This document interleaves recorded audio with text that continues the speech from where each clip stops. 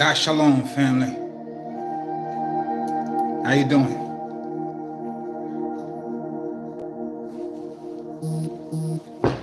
Give your brother a 7. Tonight we're gonna go deep.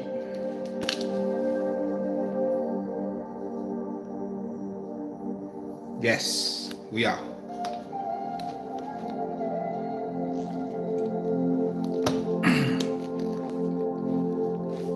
Who's up in here? Pandora, Tasha, Shirley, Starseed,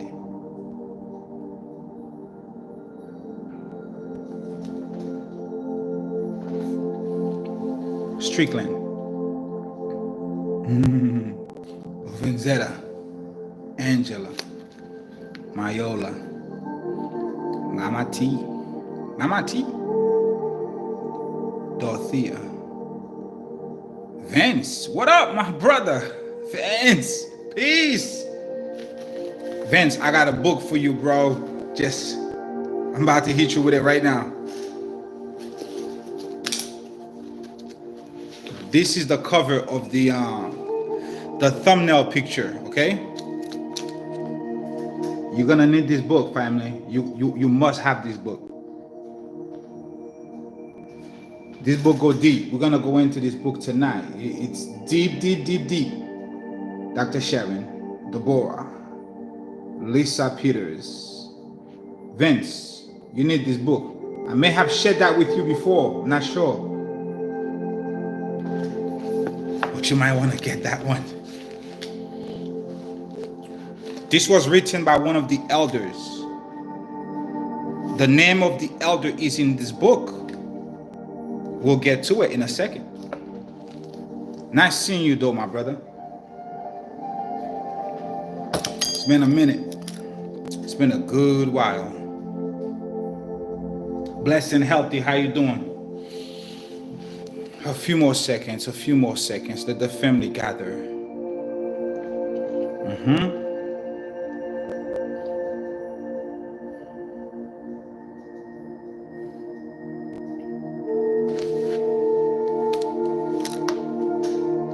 Jacob, what's popping? Jacob Israel, what an oxymoron.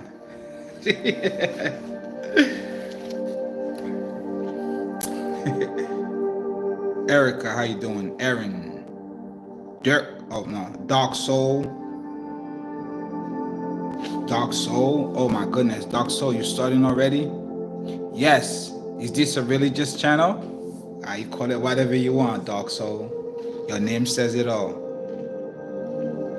Yes, family, hit the like button if you like. I don't know. Tonight we're gonna go deep, family. We're not gonna be surface level. We're not gonna be churchy. We're not going to be superficial. If you have children around you, you might want to move them out of the room, or maybe not. Maybe they need to hear this too. Maybe they need to hear this too. I look like 50 Cent, but younger. I look like a quarter. Oh my gosh.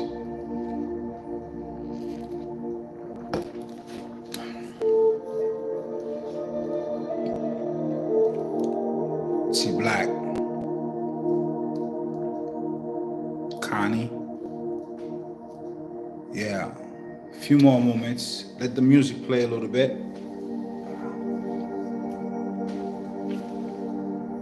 Tell you what you're gonna need. You're gonna need your book of Romans. Trust me, it's not what you think.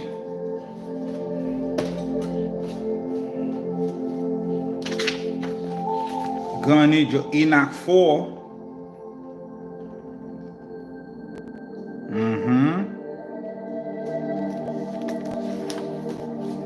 You're gonna need your fundamentals of Chinese medicine.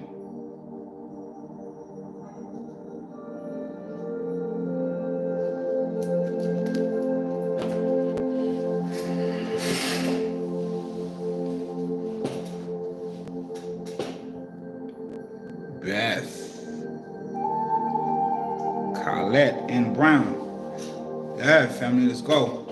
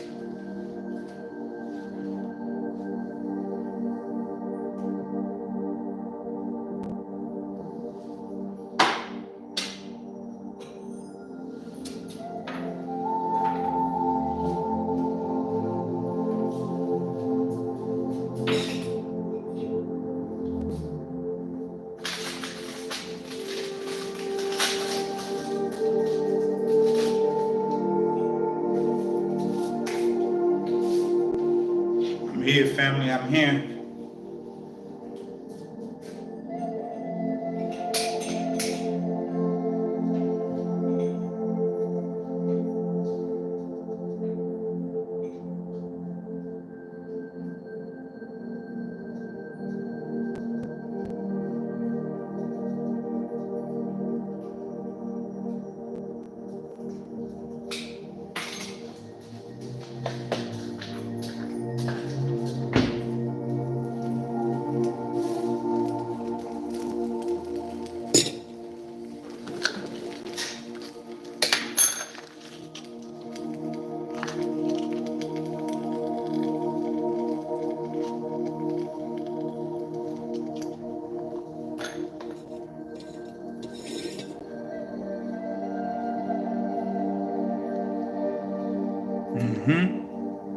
Get some sense, some smoke up in here.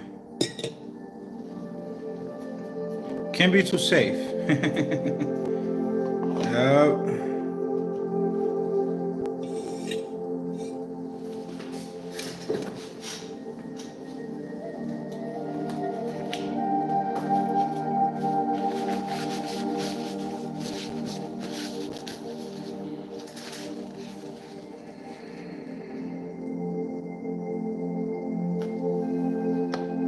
One more minute, we'll start.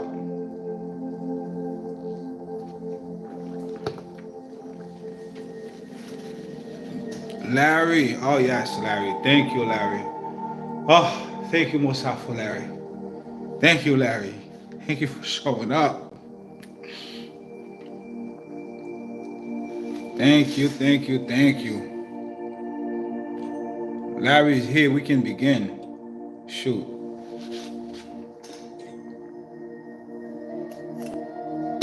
Alright, let me lower this music. Give me a second.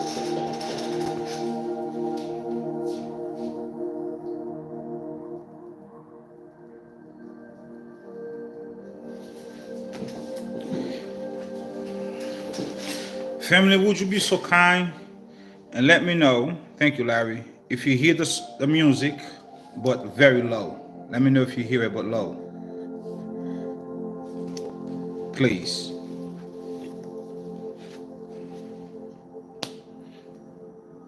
Joffrey, how you doing? What's good?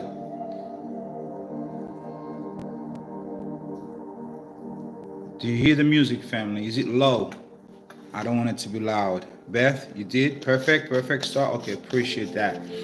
All right, family. Watch this. So today, right, while at work, doing a little, I stopped at this flea market. Look what I found at this flea market.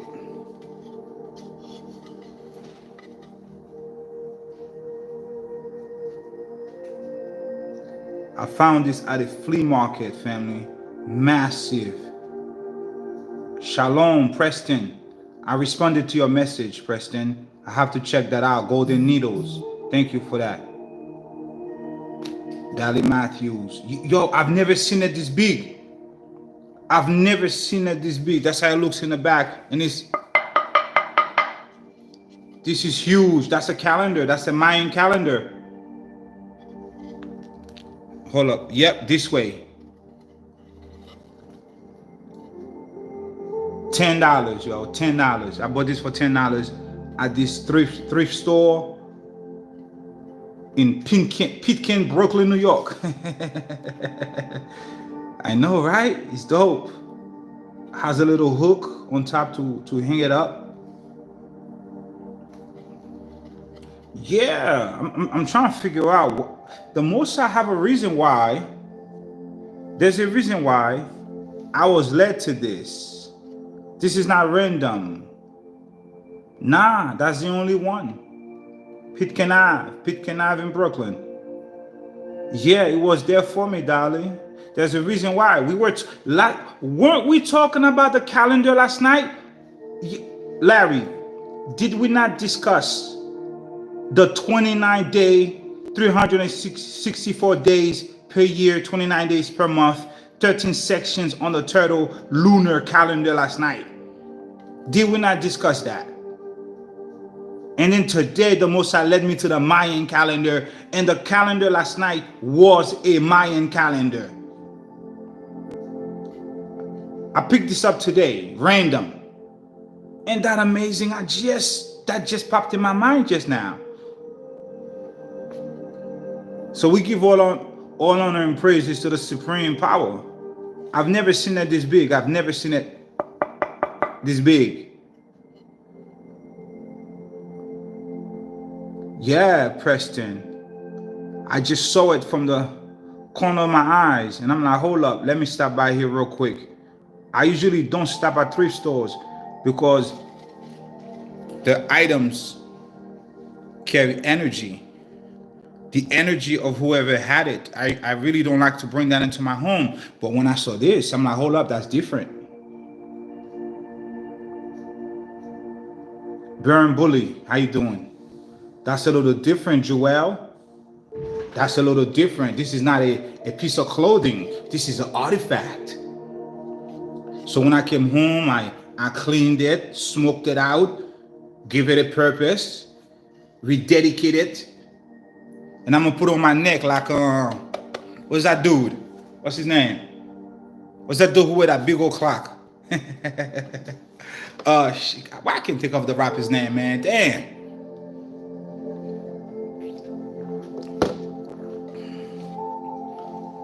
What's the rapper who carried the clock on his neck? Flavor Flav. Thank you, Khaled. I'm gonna wear this like Flavor Flav. Should I? Yeah, that's dope. I appreciate this. Family. This record, this book. Before we begin, I want to say thank you to all the moderators, especially my brother Larry. 10-2. I shouldn't say especially, forgive me, but my brother Larry is quick with the sword. Thank you to everyone. Thank you. Thank you to everyone who stopped by. I'm just a mouthpiece. I'm just a mouthpiece. Dr. Sharon, I'm just a mouthpiece. Anything I say, take it up to the Most High. Any information I bring up to you, take it up to the Most High. I'm the servant. My name means servant of God. So it's in my nature to serve. I'm just a little slave of the Most High.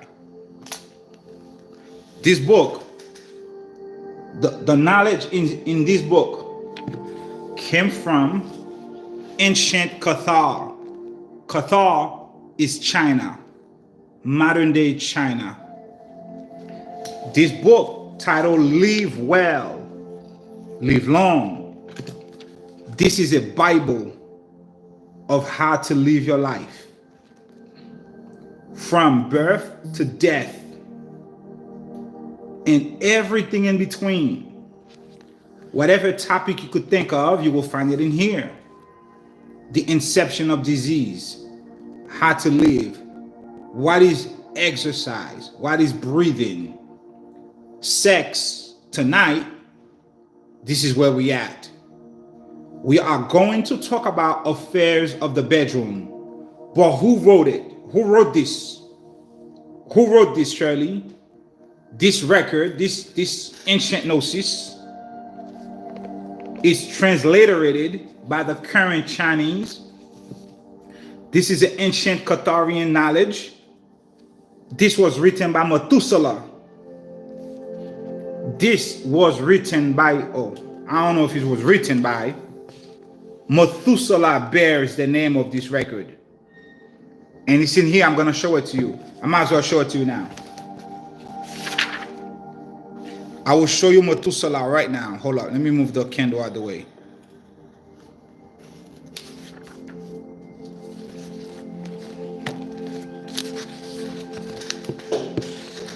Do you see right here? Do you see Methuselah? Yes or no? Methuselah. That's the name. He wrote these records. So what does it say on that line? It says, so this was a conversation between Methuselah and someone else. We'll get to it in a second. So, were we taught about sex? Huh? When we used to go to Christianity, who gave us the gnosis on affairs in the bedroom? No one. We were never taught the secrets of sex. I was never taught that. I was never taught. You're gonna learn what does it mean to conserve semen retention. What does it really do? What does that really do? Refraining from sex. Is it a good thing? Is it a bad thing? Should you refrain? Should you be single? Should you have a partner?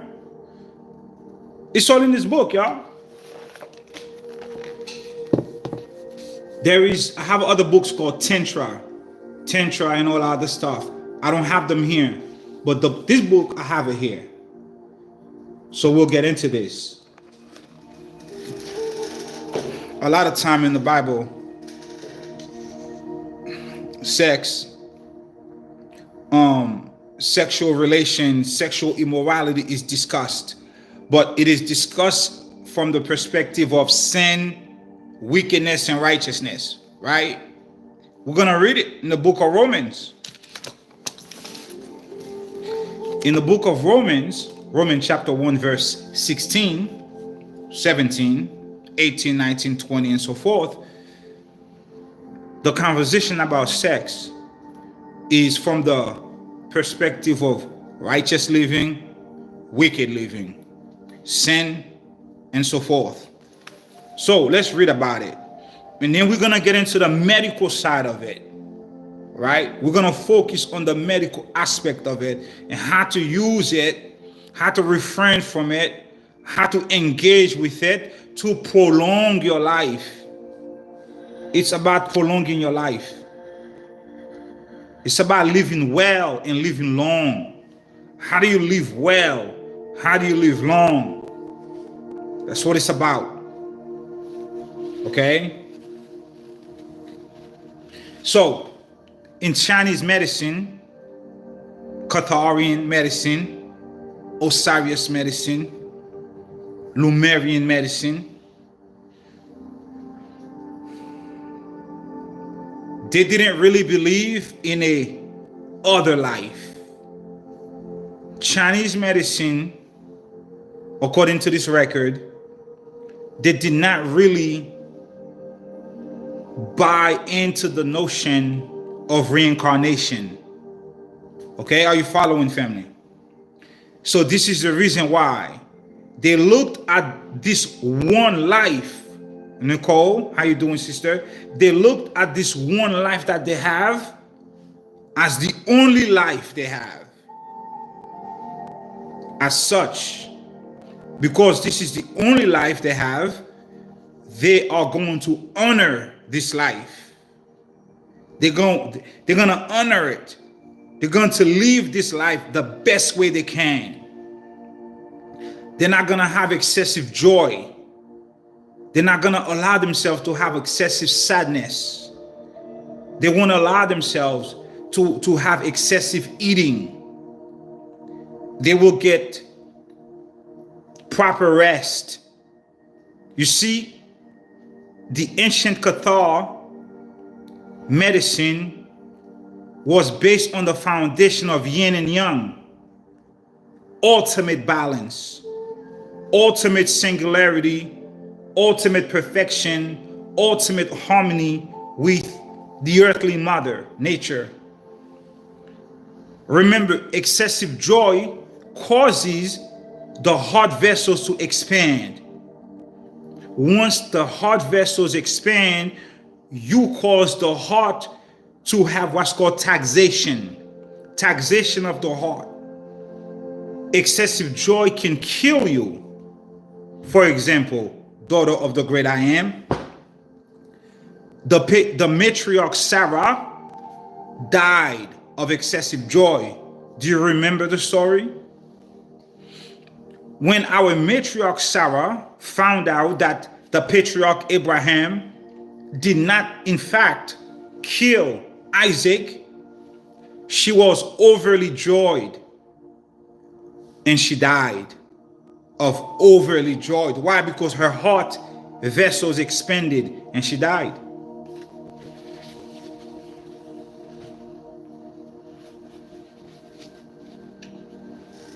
She died of overly joy.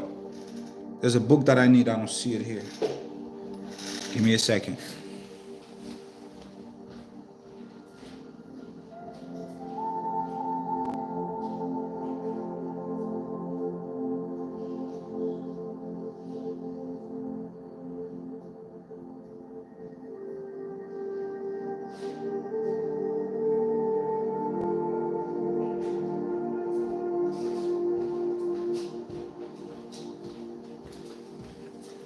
Are you following? Are you following? Sarah died because she was overly joyful, overly joyful. She bursts her heart vessels and she died. This is why in the book of Ecclesiastes it says it's better to be in the house of mourning than the house of joy. But that in itself is not totally accurate, because too much sadness also can kill you. So in the Bible, they talk about affairs of the bedroom, which is actually sex, romance. It's a little bit taboo. It is discussed from the perspective of sin, wickedness, and righteousness. But tonight, we're going to talk about it from the point of view of health. So, Romans chapter 16, chapter 1, verse, let me see, where are we going to start? Chapter 1.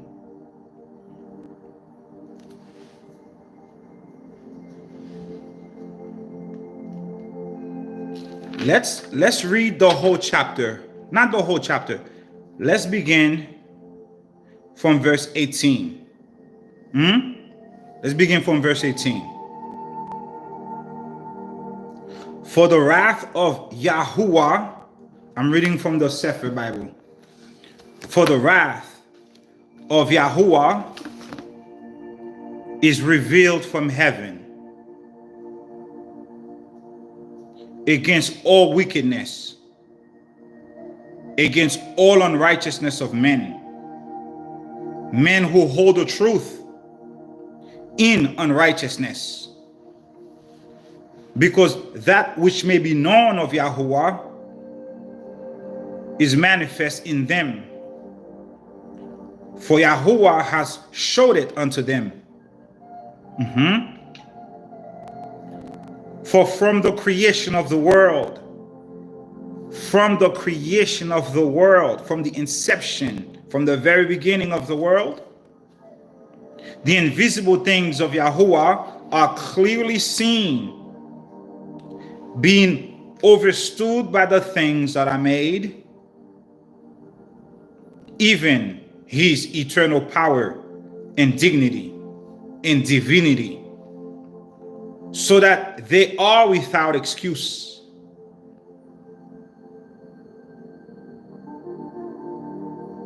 Because when they knew Yahuwah, they glorified him not as Yahuwah. Neither were they thankful. Rather, they became vain in their imaginations, and their foolish heart was darkened, professing to be wise, professing themselves to be wise. What happened to them? They became fools.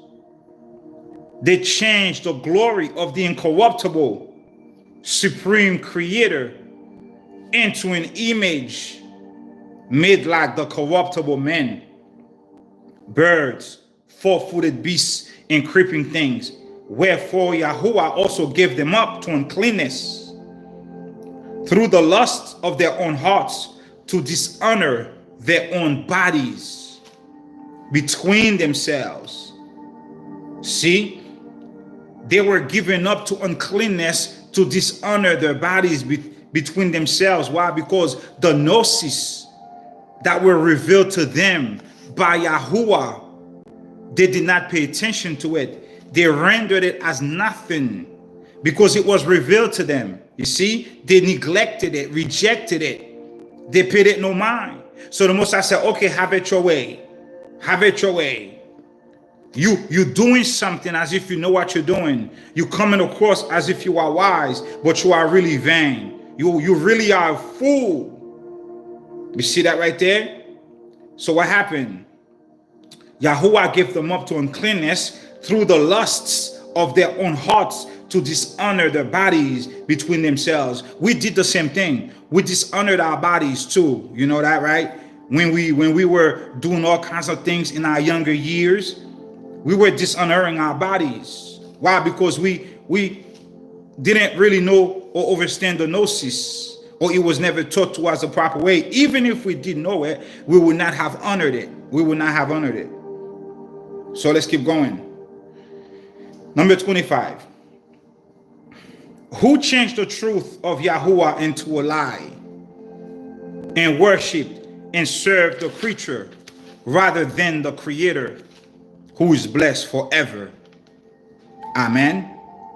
For this cause, Yahuwah gave them up unto vile affections. For even their women did change the natural use into that which is against nature.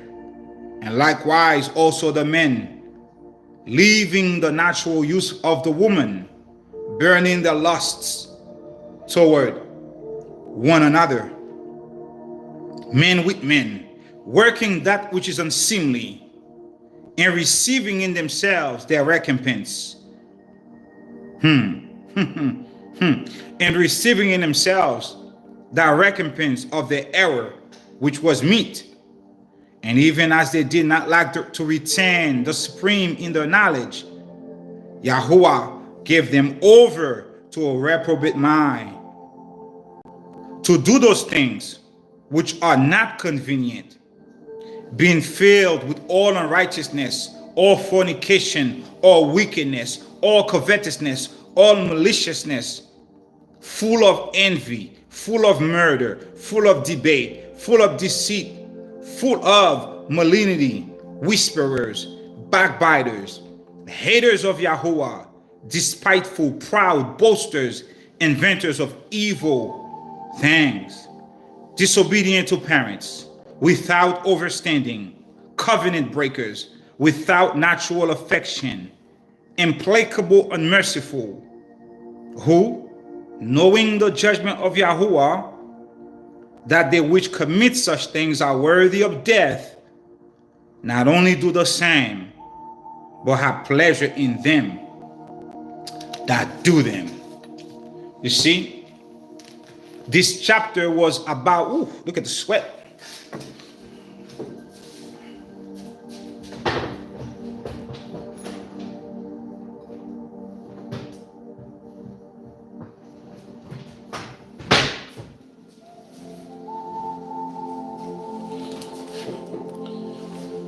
This chapter was about sexual immorality. People who should know better but don't do better. So when you should know better and you don't do better, the Most High said, have it your way, right? But that's not going to be us anymore. In this book, Methuselah speaks. Who was Methuselah? Methuselah was the son of Enoch. The grand elder Tahuti, Yanok, Shibo, Fushi, gave to Methuselah all his writings, so that Methuselah can teach his writings to his children and his posterity. All the lineage of Yanak, all the lineage of Tahuti, all the lineage of Enoch, down to you, Larry, down to you, Dolly, down to you, Ethan and Brown, me, and everyone else in here. All the writings of Tahuti, was passed down to Methuselah, his son, to be taught to us. Where are the writings of Methuselah? How come the Catholic Church, the whole Babylon, doesn't have the writings of Methuselah available to you and I? Why? Because they teach on other things that they don't want you to know. They don't want you to know. So what did Enoch say?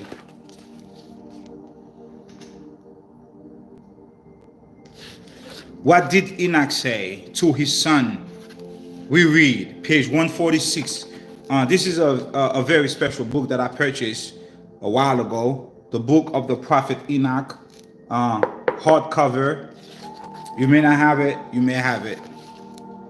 Enoch says, and now my son Methuselah, call to me all thy brethren, assemble for me all the children of thy mother. Call to me all thy brethren, assemble to me all the children of thy mother. Call them up. And I said, bring everybody to me. For a voice calls. For a voice called to me, and the Spirit is poured out upon me, that I may show you everything which will happen to you forever. Everything does not just entail judgment. Everything does not just entail Esau. Everything does not just entail Amalek. Everything also entails living well and living long. Everything entails also living according to the laws of nature. Everything entails everything.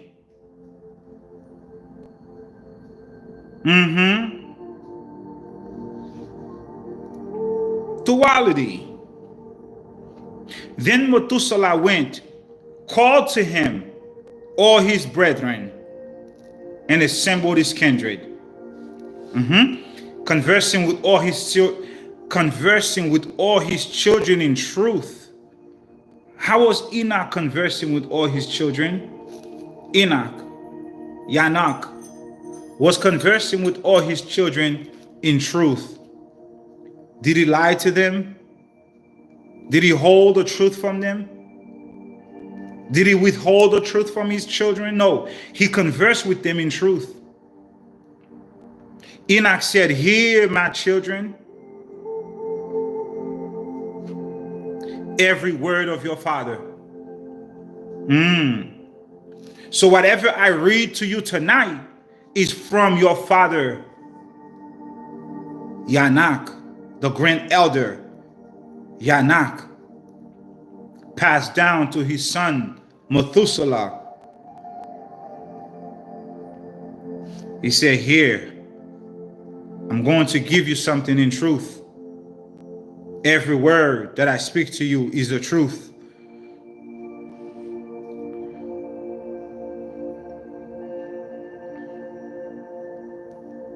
Listen in uprightness to the voice of my mouth, for I will gain your attention while I address you. My beloved, be attached to integrity and walk in it. Be attached to integrity and walk in integrity. Do not approach integrity with a double heart. Remember, the double-minded man is unstable in all his ways. He tosses to and fro like the waves of the ocean. Right, Makaya? The double-minded man tosses to and fro like the waves of the ocean, Niko Hadassah. Unstable in all his ways, unable to choose a side. King Yehoshua says, I would rather be you hot or cold. Pick a side. If you don't, I will vomit you out. Pick a side. Do not approach integrity with a double heart. Do not be associated with the double-minded. Enoch speaks. He says, do not associate yourself with the double-minded or the double heart. The indecisiveness of men, unable to choose between righteousness and wickedness, unable to choose between light and darkness. He says, stay away from those people. Walk, my children, walk in righteousness.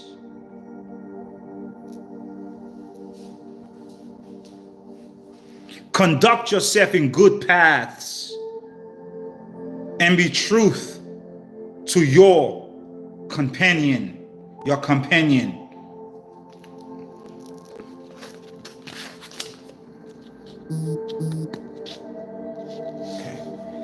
Okay. Let's go.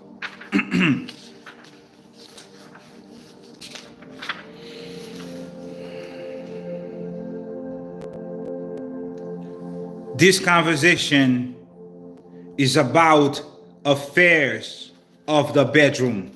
That's the title. Title 14. Affairs of the bedroom.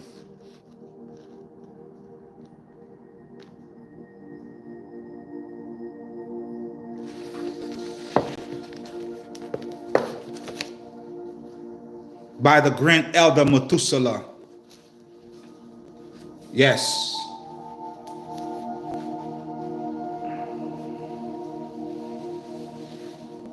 Let's begin. Let's read. Are you here, family? Give me a 7, huh?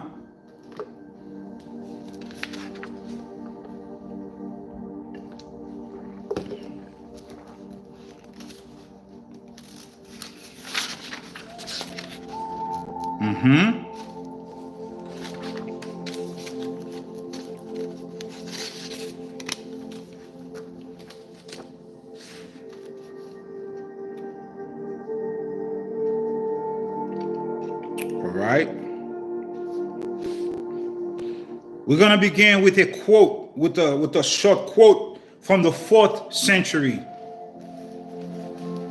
It is not all right. It is not all right for humans to sever their sexual desires. Pay attention. It is not all right for you to become a monk. It is not all right for humans to sever their sexual desires. Why?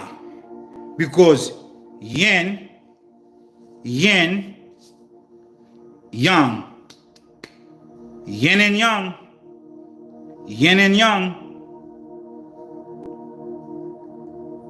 cannot communicate. Fire energy, fire is yang energy. It's movement,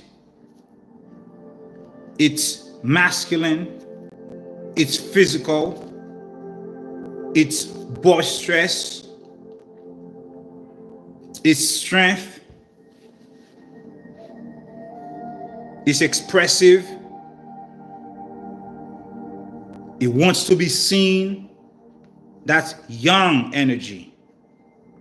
Yin energy is like the ocean.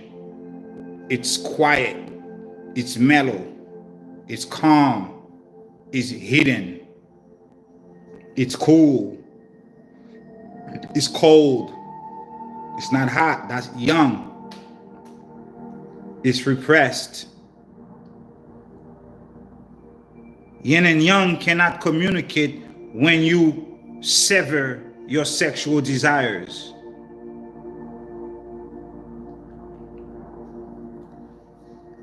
It is not right for humans to sever their sexual desires. Why? Because yin and yang cannot communicate. This will lead to diseases due to the accumulation and stagnation. Are you listening?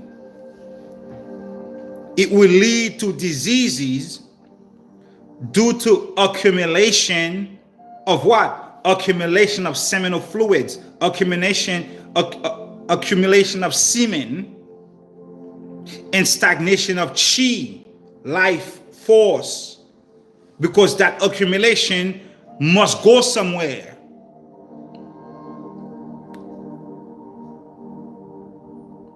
You have to know where to direct it.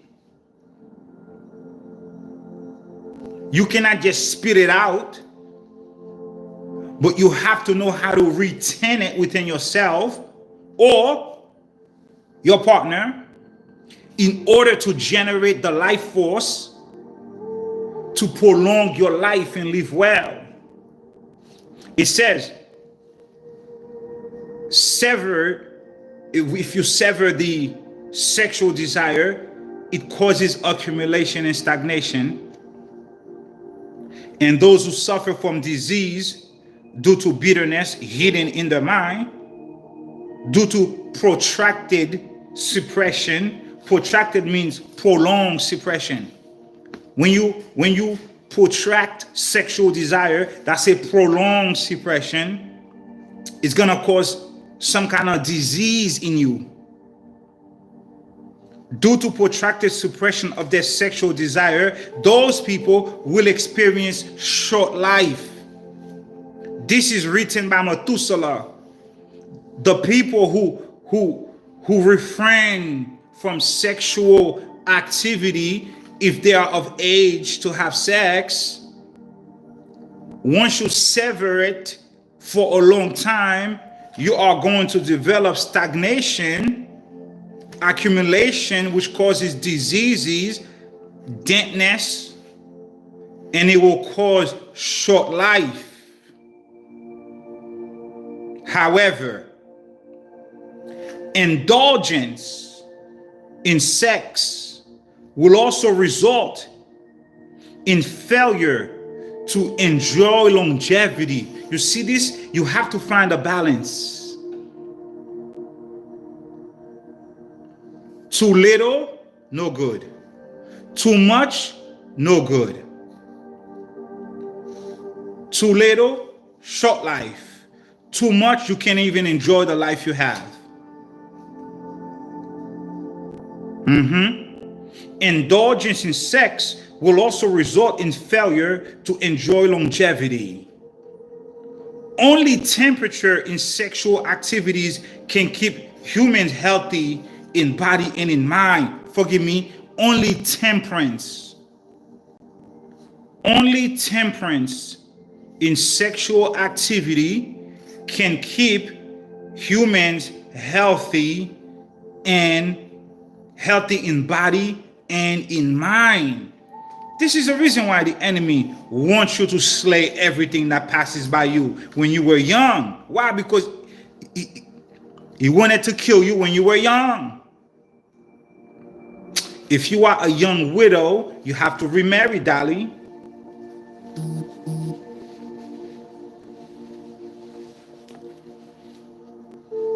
Remember what I said. Take everything to the Most High. I'm not coming here as if I know anything. I don't know anything. I read it. This is part of my class. And I saw the name Methuselah. It even took me up to another level. The moment I saw the Grand Elder Methuselah in here, I'm like, whoa. And the information resonated with me.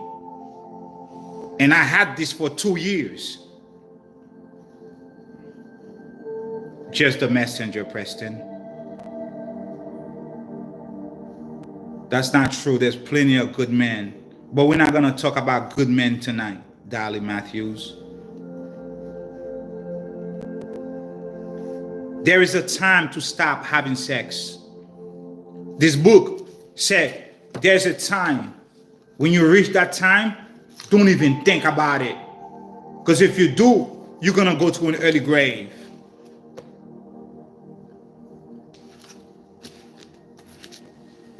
Because sex is not to be used for what you and I thought.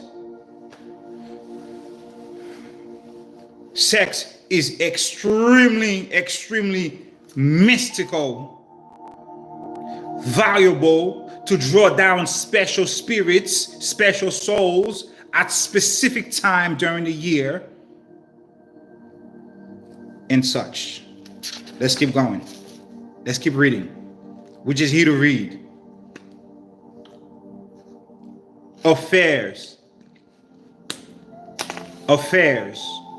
of the bedroom. Chapter 15. Affairs of the bedroom. I know you can't see it, but it's okay. Listen to this.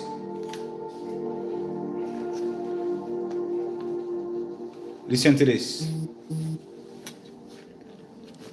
Sex.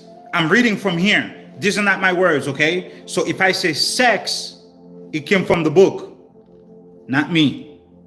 But it's not a bad word. You and I wouldn't be here without it. Are you following?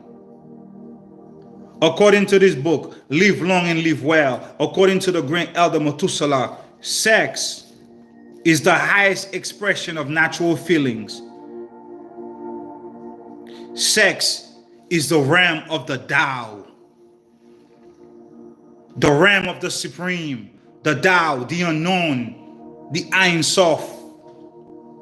Sex is the highest expression of natural feelings, the realm of the highest Tao. It is called the Tao of intercourse. The Tao of intercourse. The Tao of intercourse has specific characteristics that enable men and women to preserve their health. Specific characteristics that enable you and I to preserve our health. To be free of all illness in sex. Specific instructions that enable you and I to preserve our lives, to be free of all illnesses. Men and women will be happy in their hearts, and the power of their chi will be strong. What is chi? Chi is the life force, the energy, but let's get chi. Let's go to the fundamentals of Chinese medicine. Let's talk about chi. Let's talk about chi, baby. Let's talk about chi. What is chi?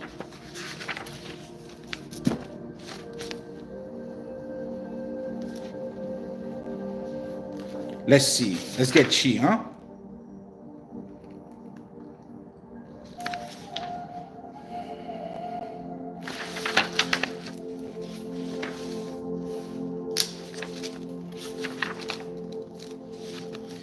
Are you here, family? Are you here, beloved?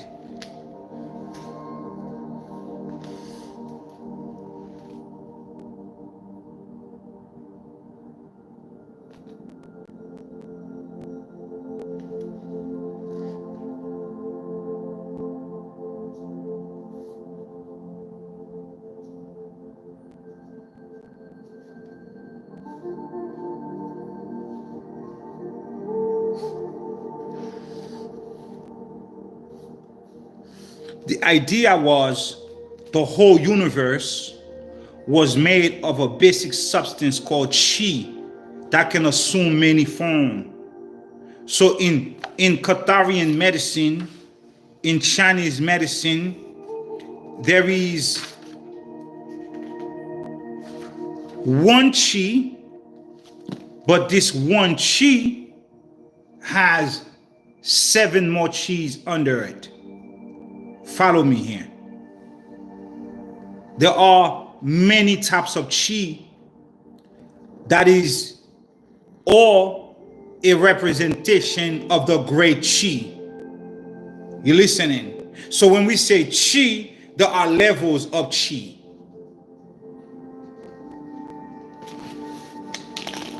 Chi is called the governor of blood, right? Why? Because chi moves blood.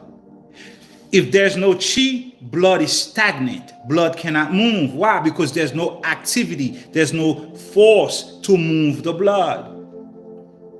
So now chi is the governor of your food, because the spleen is going to take the food, grab the chi, transform the food into blood, send the blood to the liver. The liver then sends the blood to the heart. The heart then, as the empress, sends the blood where it needs to go. So chi, when chi gathers, the physical body is formed. So it talks about it. The Most High created everything, heaven, earth, and man, and everything like that. It was a process of accumulation of chi.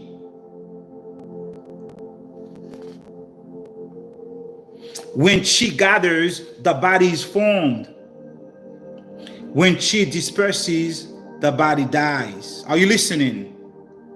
Conserve your chi, you live. Waste your chi, you die. So as such, when you have what I just read, what I just read was temperance. When you have temperance in sexual union, you live. When your chi gathers, when you abuse that, you die. Early, sick, young. This is the reason why in the book of Romans chapter 1, the Most High says, you think you are wise, but you really are fools. So you want to do your own thing. Go ahead, do your own thing. The Most High turned them over to their own foolishness. Now they took something sacred, something that they were supposed to use with men and women together. They started to abuse it. Men and men, young and young, men and men, too much fire. Women and women, too much young, too much yin, too much yin, too much young. Don't match. You feel me? So men receiving in themselves other men, women receiving in themselves other women. This is what was discussed in Romans chapter 1. It's not supposed to be used that way. So let's keep going. Are you following? Am I losing you? No, I'm not. But we're good. Sex is a complex. Hold up, let's go back. Yeah, sex is a complex, powerful, universal, fascinating subject. It is one of our deepest drives. It is inextricably linked to a host of other human concerns. Valentina, how you doing, sister?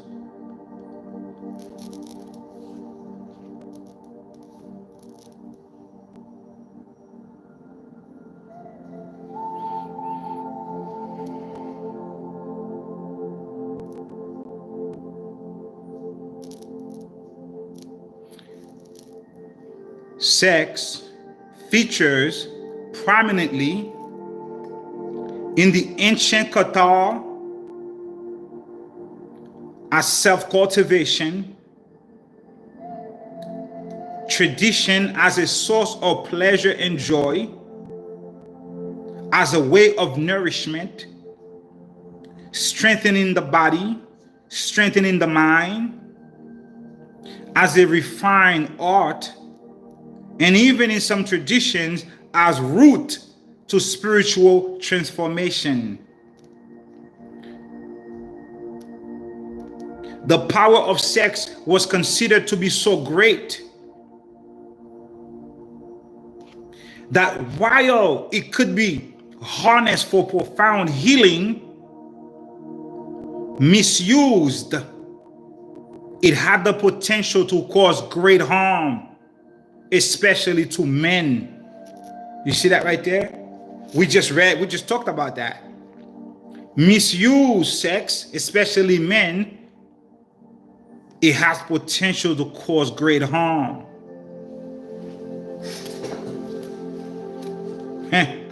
We're gonna keep reading.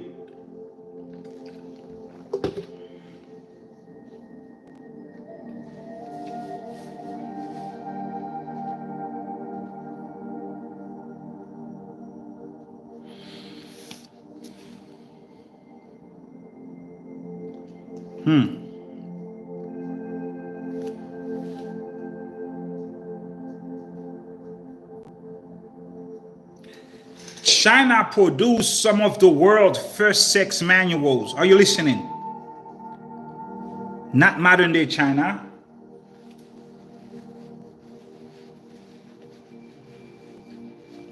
Ancient Kathar produced some of the world's first sex manuals. Those ancient texts were written on bamboo slips. Okay? The names are here. I'll post them on the community page. Nothing toxic about it. This is not toxic info. Makaya, it's not toxic. It is the highest knowledge. It is sex, remember, is the highest expression of natural feelings. It is not toxic.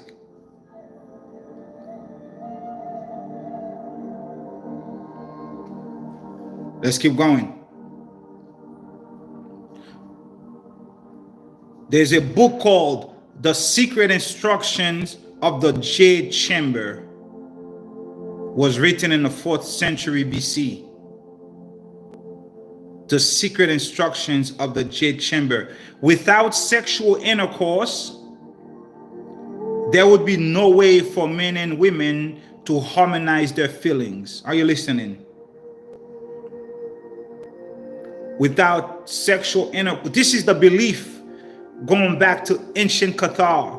We talk about the time of Atlantis, Lemuria. We talk about a very long time ago. This is an ancient text from the 4th century BCE to 220 CE. This is not current information. This is old knowledge. Going back to the ways of the righteous, the ancient ways of shalom, balance, yin and yang, the ancient ways of peace. Without sexual intercourse, there would be no way for men and women to harmonize their feelings. Judy, Yehudit, Hudi. Listen. The female and the male. Hold on. What's this on my screen? Okay. The female and the male elements respond only through being moved reciprocally. So the word is reciprocity, but over here it says reciprocally. So you do me, I do you. Reciprocity. You know what I mean? Therefore, if the female element cannot be secured, listen to this, there has to be reciprocity. If the female element cannot be secured, the male element is displeased. If the male element cannot be secured, the female element does not get excited. You ever doing think about when you were doing the deed. If you get distracted about something, you know you're not going to work properly. It has to be honored. It has to be like a ritual. There's something I didn't read you.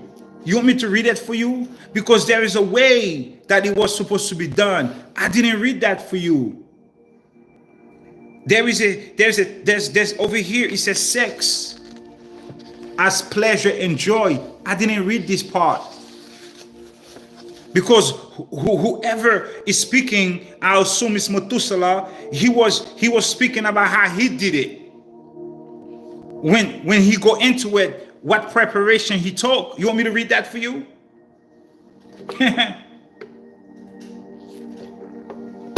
Abdullah, why are we talking about this? The world is going to shits. Why are we talking about this information right now? Whoa, Abdullah.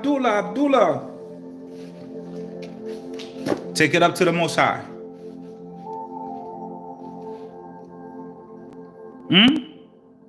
Trump is deporting Haitians. Trump is deporting everybody. Why are you talking about this, Abdullah? Hey. We all got our own assignments. I'll read it for you. Let's go. It's titled Sex as Pleasure and Joy. I have swept clean the pillow and the bed mat, and I have filled the burner with rare incense. Let us now lock the double door with his golden lock. Angela Nobles. Let us light the lamp to fill our room with his brilliance. I shed my robes and remove my paint and powder and roll out the picture scroll by the pillow side. This plain, immaculate girl, I shall take her as my instructress so that we can practice all the variegated pastures. Oh my God, what is the word variegated? Somebody look up the word variegated. V-A-R-I-E gated. G-A-T-E-D. He says, after I've done all these things, I'm going to take this girl so that we can practice all the variegated pastures.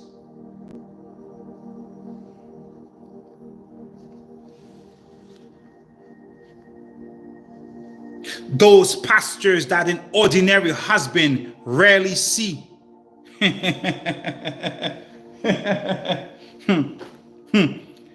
Rarely see. He said this gnosis was taught by the Yellow Emperor. Do you know who the Yellow Emperor is? I have 2 videos on the Yellow Emperor.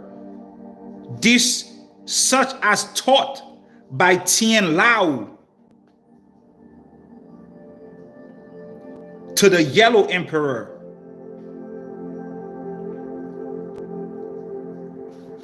Some dude named Tien Lao, he taught it to the Yellow Emperor. The Yellow Emperor is Noah.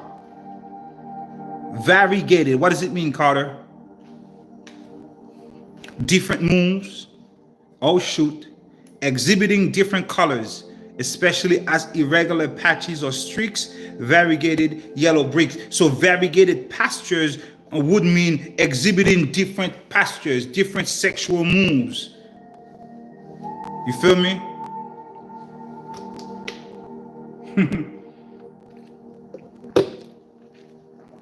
Low something something.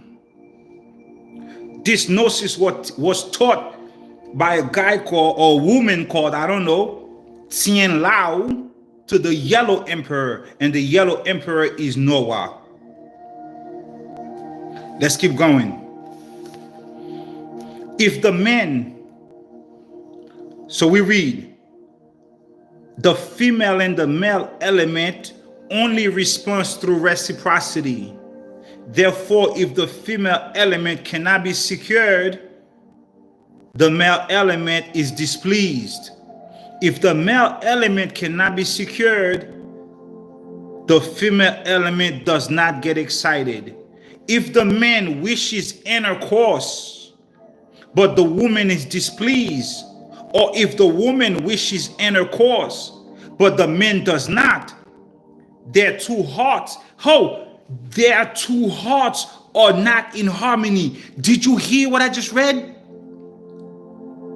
If the men want intercourse and the woman does not, if the woman wants intercourse and the man doesn't, their two hearts are not in harmony, and they are not moved to emit. Did I just say two hearts? Haven't I taught you have two hearts before I even read this? 3 years later? Didn't the Most High give us the knowledge of two hearts? The higher heart, the lower heart, the thymus, the primordial clock. Okay. Two hearts.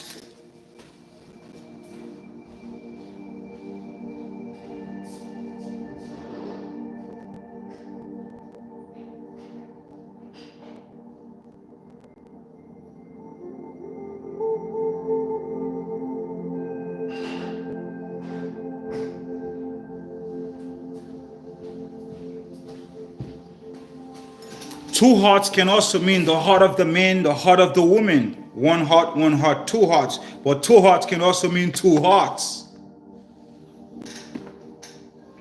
Are we following? Are we here, family? It has to be you have to be in perfect agreement. This is why rape is so egregious. This is the reason why when a child or a woman or a man is raped, they suffer sexual abuse. It is such a egregious act of violence towards their spirit, because you have to be in harmony with one another. You understand? Let's keep going. Are we here, family?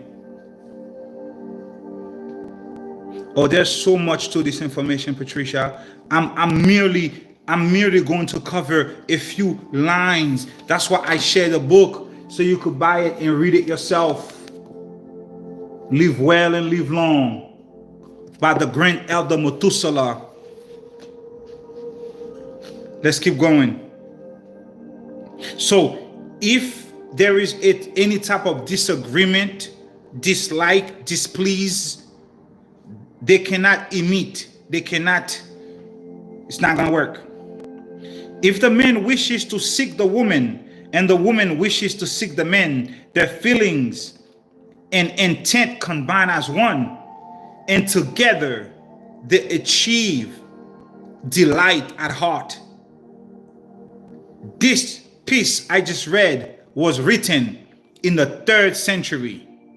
So this book is a compilation of information from the 4th century, from the 3rd century, from the year 220 CE. This is a compilation of classic writings over a span of time. Are we here?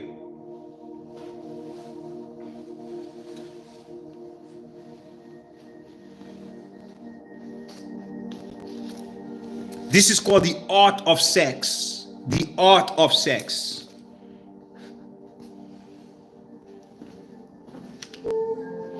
How to maximize female pleasure and strengthen and invigorate the male partner.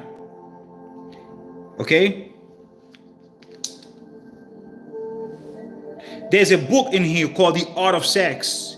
It contains information how to cure male impotence. For somebody who said that there are a lot of men who cannot perform. Well, there are a lot of The Chinese medicine is a complete medical system. There are no unincurable diseases. There are no unincurable diseases. It is only your mind that's going to prevent you from being cured. Trust me when I tell you. There are no unincurable diseases. It is only you who's going to sink your own battleship. There's a book in here. There are plenty of books. This book has hundreds of other books in it. All the titles are here.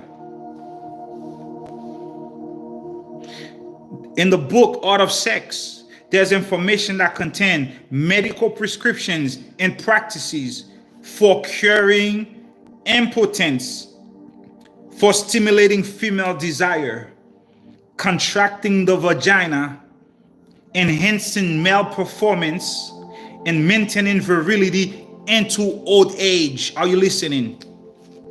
Oh yes, Abdullah, you going there? Yes, I am. What's popping? Who got a problem with this? The book, The Art of Sex, has information which contains prescription and practices for curing male impotence, for stimulating female desire, for contracting the vagina, for enhancing male performance, for maintaining virility into old age. Old age, virility into old age. Are you here? Are you here, family? Are you listening?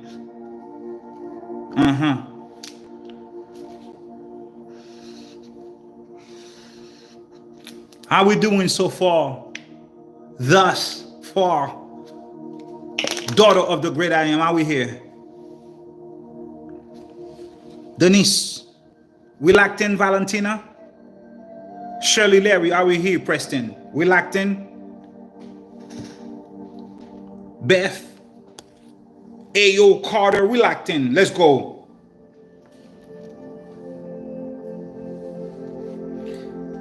You see, the ancients instructed their children.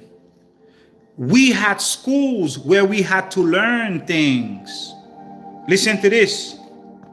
There's a book called the Pillow Books, sex manuals to instruct couples in the art of the bed chamber. Listen to this. Sex manuals were given to newlyweds. Are you listening? Illustrated pillow books on sex manuals to instruct couples in the art of the bed chamber were given to newlyweds. The language found, listen to this, the language of intercourse found in these books is poetic rather than blunt. Are you listening? They use a form of poetic language rather than being blunt and forward with the information. They use rather a poetic language. The books are here. You can get them yourself. Let's go. They were poetic. Let's keep going. Where was I? Are we here? The female genitals, for example, are referred to as the open peony blossom.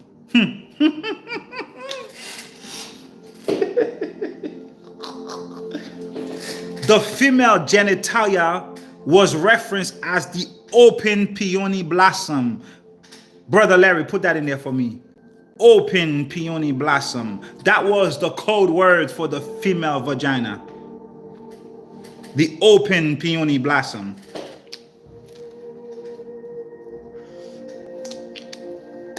Please, please, if you are married, have your husband here with you. Please, please, please, please, please. Chas out of here. Open peony blossom, Valentina. Thank you for putting the name down. It was also called Vermilion Gate. Vermilion Gate. He's listening? Awesome. Vermilion Gate. He gonna learn something. These were the names given to the women genitalia. Open peony blossom, vermilion gate, golden lotus. These were beautiful names. These were beautiful names. Golden lotus. See, they give you 3. Choose the one you like. You don't have to use all 3. Me personally, I don't like vermilion gate. I don't like that one. That sounds a little crazy to me. But golden lotus could do.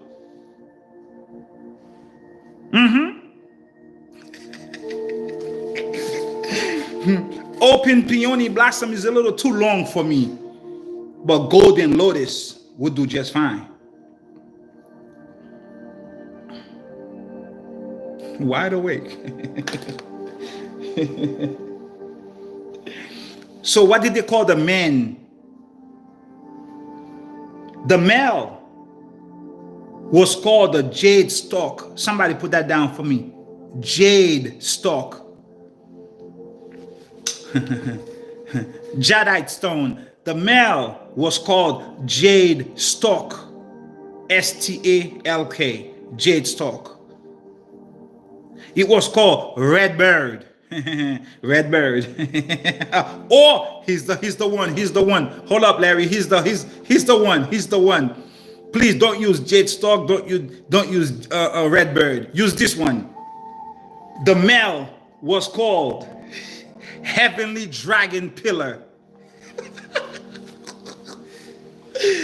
Oh shit. Heavenly dragon pillar.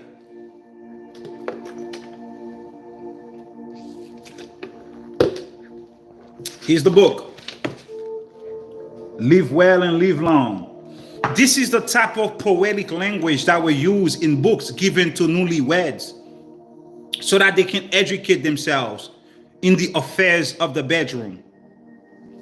Heavenly dragon pillar, jade stalk, red bird, vermilion gate,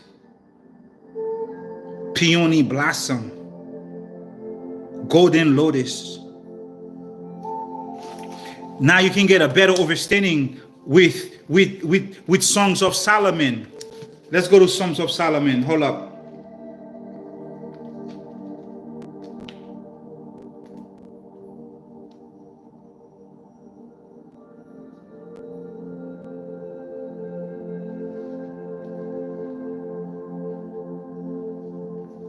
Wisdom of Solomon, huh? Hope my shalom.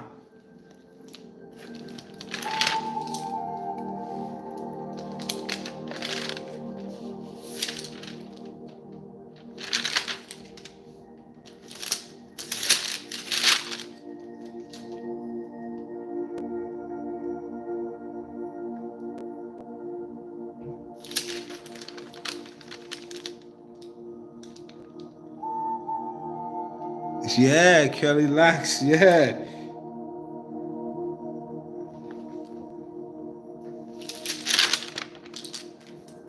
Can somebody tell me, please, where in the Wisdom of Solomon, Solomon was talking about sex, please? Was it Wisdom of Solomon or Songs of Solomon? In the Sefer, I have Wisdom of Solomon.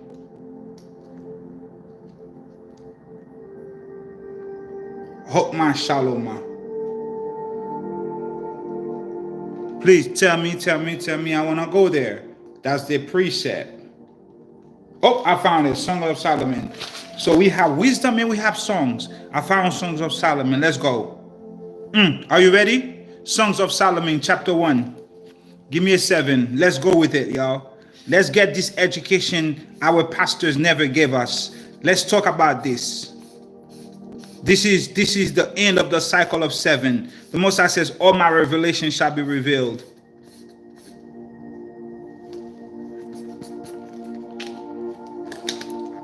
Songs of Solomon, chapter 1, verse 1.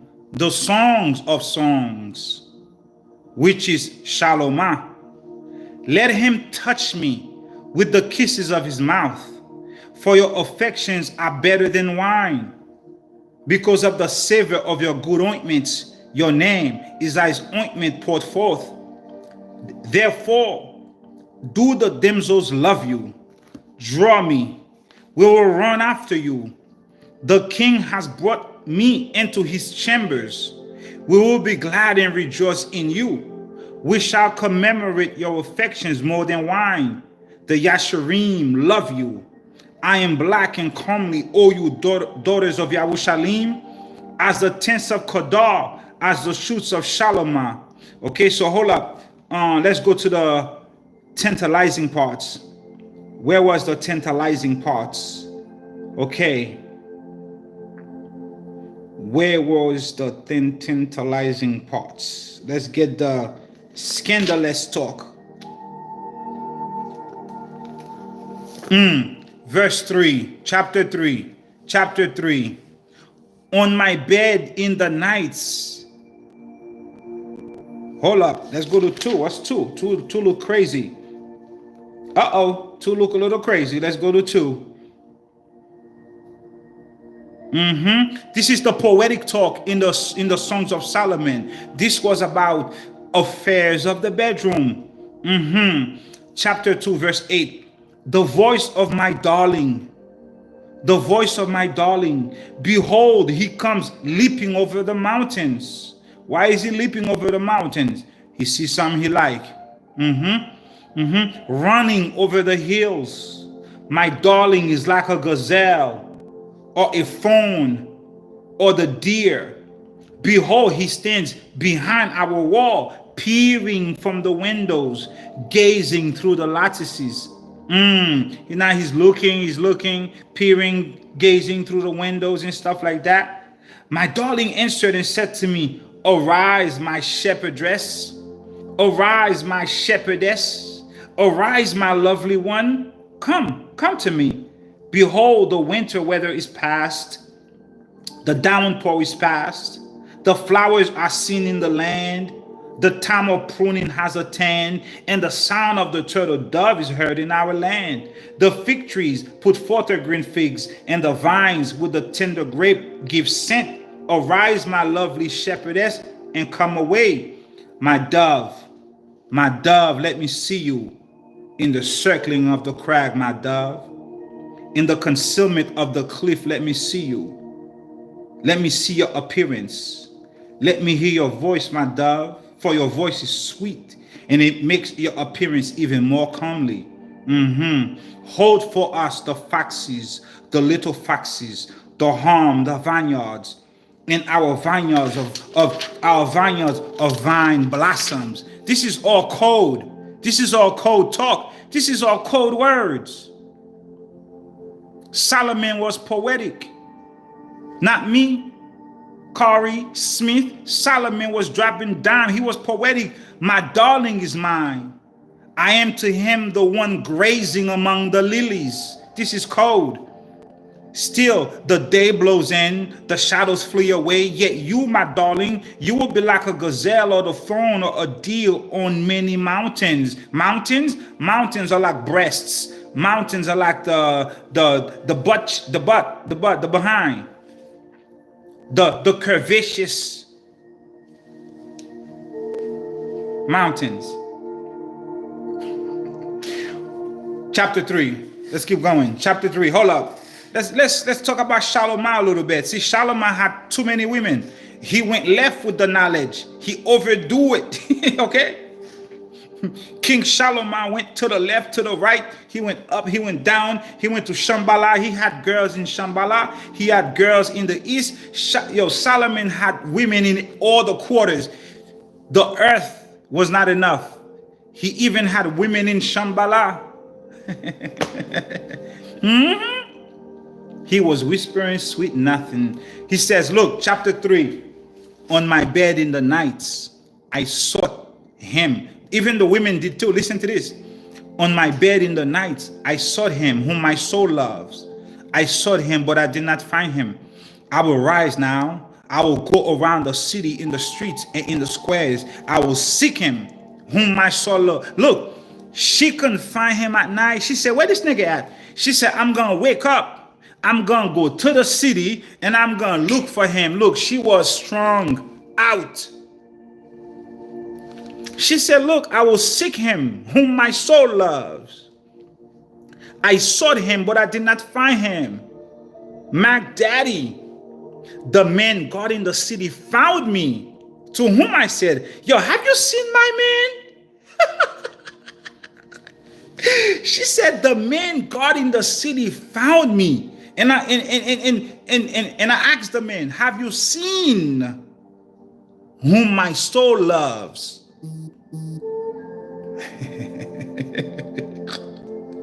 Okay?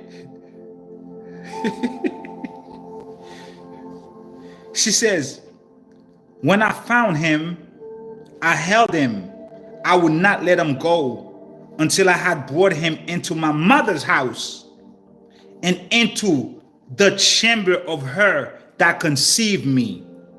I charge you, daughters of Jerusalem, by the gazelles and by the hinds of the field, if you rouse the love before she desires.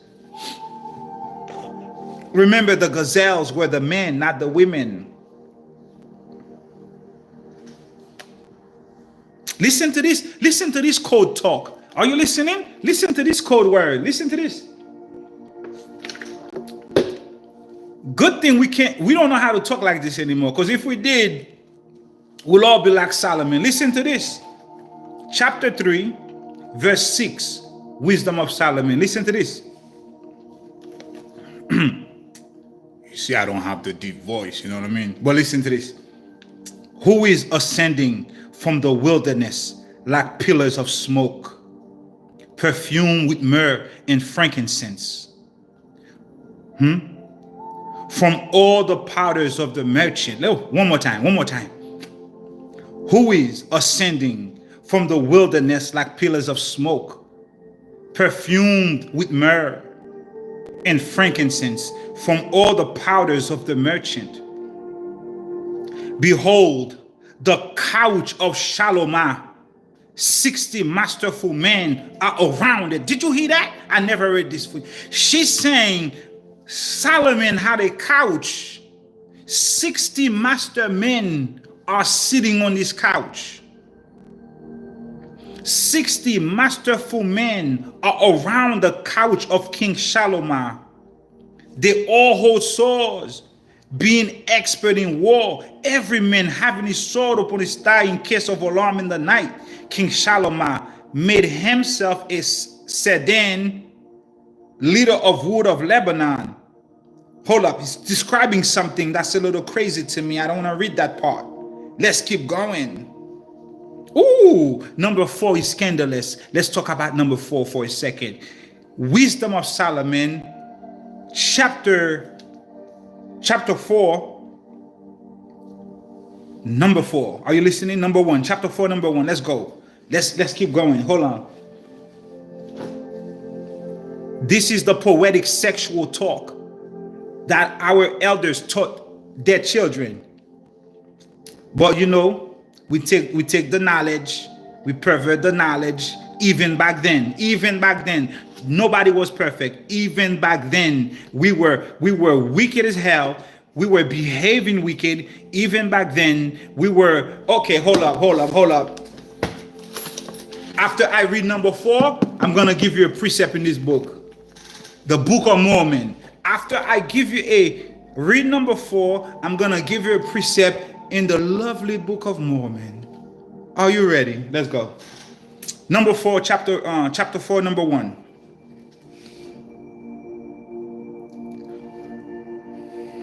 Behold, your lovely shepherdess on the lookout. Behold, your lovely shepherdess. Behold, you are fair. You have the lovely eyes of doves, which are seen through your face well. Your hair glistens like a flock of goats as they glisten from Mount Gilead.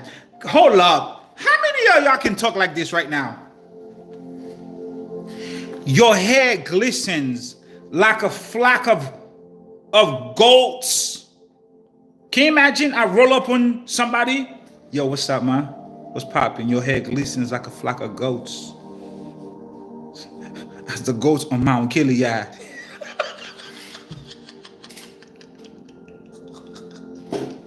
Yo, she said, what you say?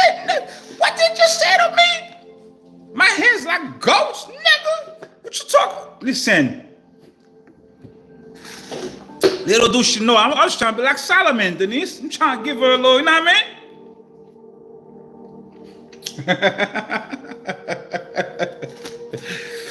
Listen, poetic conversations. Listen, you lovely shepherdess. Behold, you are fair. You have the lovely eyes of doves. Listen, your hair glistens like a flock of goats as they glisten from Mount Gilead. Your teeth are like a drove of those being fashioned from the washing of all which have twins and none of which are bereaved. I have no idea what that meant. Your lips are like a thread of double deep scarlet. Whew, did you hear that? Your lips are like a thread of double deep scarlet. That's like scarlet right there, right? You said your lips are so beautifully red and juicy. They look like a double dip scarlet thread. Straight teeth. Oh, okay, that's what's up. Straight teeth, Nico.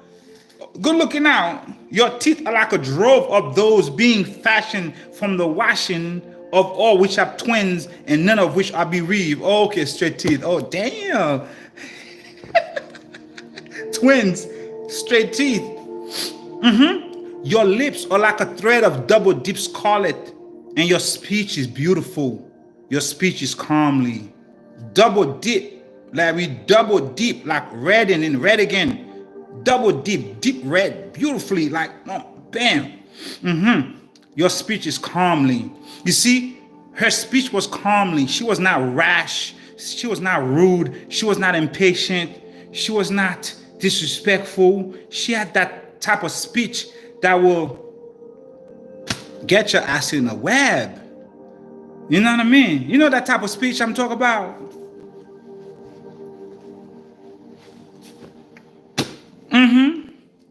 You know that type of speech.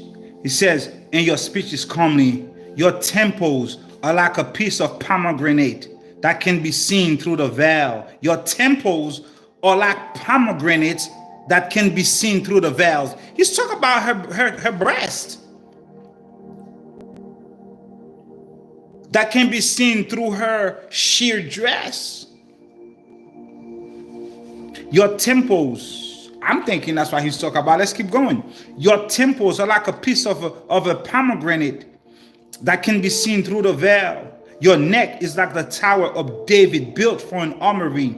Thousands of buckles in the shields of the masterful men. Oh, he wasn't talking about the breast. Here come the breast. Here come the breast. Your two breasts are like two fawns, the twins of a gazelle, which graze among the lilies, until the day blows in and the shadows flee away. I shall go to the mountain of myrrh and the hill of frankincense. All of you is a lovely shepherdess, and there is no blemish in you. Come with me from Lebanon, my bride. From Lebanon you shall come. You shall see from the top of Amanah, from the top of Shinar and Sherman, from the lion's den, from the mountains of the leopards. You stir my heart, my sister, my bride. You stir my heart with one of your eyes, with one necklace on your neck. Did it not says all I need is one mic? You stir my heart with one of your eyes, one necklace on your neck. Your affections are lovely, my mister, my bride, my sister, my bride. How much better is your affection than wine, and the smell of your ointments than all spices. Your lips, my bride, drip with honey. Honey and milk are under your tongue. Didn't the Most High says we are in the land flowing with milk and honey? Solomon says your lips drip with honey. Honey and milk are under your tongue, and the scent of your garments is like the scent of Lebanon.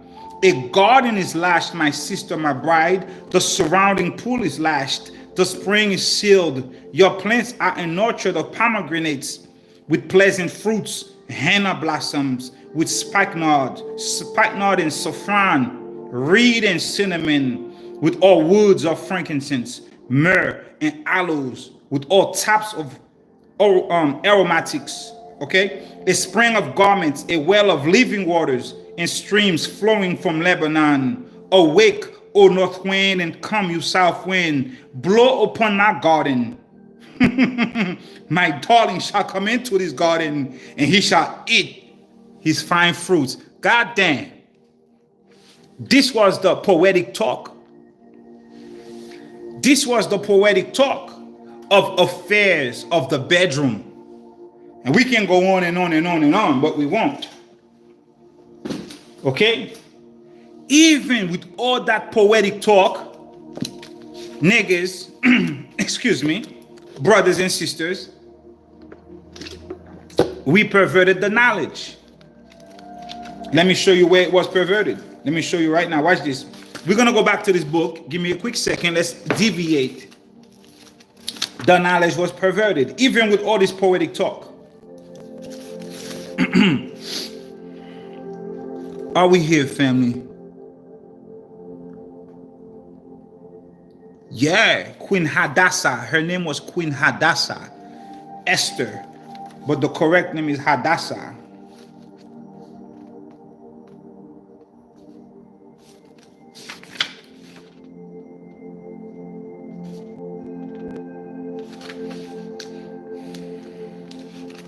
I'm gonna show you something. We're gonna go to the book of Jacobs.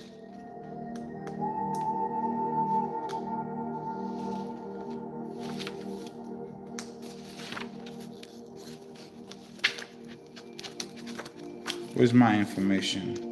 Let me see, right there. Bam, there you go.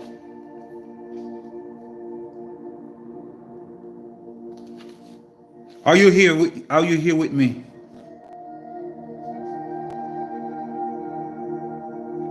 You see why King David played the harp? Yeah. Elijah also had a violin too. Daughter of the great I am, loving kindness, the holy great one, the power of the Yahudims. Are you here with me? Angela, Micaiah, Valentina, Elizabeth, Miss Kittens, Curly Locks, Dr. Sharon, Ashley. You here? You locked in? Let's see where the knowledge was perverted by King David and King Shalomah, father and son. Jackie, watch this. We are in the book of Jacobs, the book of Mormon. Book of Mormon in the book of Jacob. I don't know where it is in your book. I have a different book. But listen to this. The Most High speaks. What does the Most High say? Most High say, these people begin to wax in iniquity. They overstood not the scripture. Preston, you locked in? These people begin to wax in iniquity. They do not understand the scriptures, for they seek to excuse themselves in committing whoredoms because of the things which were written, because of the things which were written concerning David and Solomon. The Most High speaks. He says, David and Solomon truly had many wives. David and Solomon truly had many concubines, which thing was an abomination before the supreme power above greatness. Listen to this. David and Solomon truly had many wives and many concubines, which was an abomination. What is an abomination? Something that is disgusted, something that is nasty, something that is not good in the sight of the Most High. Let's keep going. Wherefore, thus says the Lord. Let's read on the Lord. Let's say the Lord. We're going to say the Lord tonight. Wherefore, thus says the Lord. I have led this people forth out of the land of Jerusalem by the power of mine arm, that I might raise them unto me a righteous branch from the fruits of the loin of Joseph. Listen to this. Wherefore I, the Lord God, I will not allow that these people shall do like David and Solomon. Are you listening? I will not allow these people to do like David and Solomon have done. Wherefore, my brethren, hear me, saith the Most High, hearken to the word of the Supreme. For there shall not any man among you. There shall be no man among you with more than one wife. There shall be no man among you with more than one wife, and concubines he shall have none. For I, the supreme power, I delight in the chastity of women. I, the Lord God, delight in the chastity of women. Chastity of women. And whoredoms is an abomination before me, says the Most High. Whoredom is an abomination before me. Thus says the Lord of hosts. Pay attention. He was the Lord. He became the Lord God. Now he is the Lord of hosts. Are you paying attention how he transforming on that ass? He was the Lord. He became the Lord God. Now he's Yahuwah Sabaoth. He's going to tell you. He's going to threat you. He's going to give you a threat. Pay attention to the degrees of elevation. Okay? He says, now thus says the Lord of hosts. Wherefore, these people shall keep my commandments, says the Lord of hosts. Or cursed be the land for their sakes. Hold up. Hold up. The Most High says, no whoredoms, no many wives, no abominations, no concubines. The Lord of hosts says, you shall keep my commandments. And if you don't keep my commandments, cursed be the land.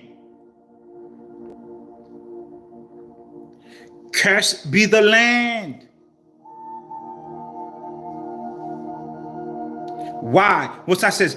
For if I will, says the Lord of hosts, raise up unto me a seed, I will commend my people. Otherwise, they shall hearken unto these things. For behold, I, the Lord, I have seen the sorrow, and I have heard the mourning of the daughters of my people in the land of Jerusalem. Yes, in all the lands of my people.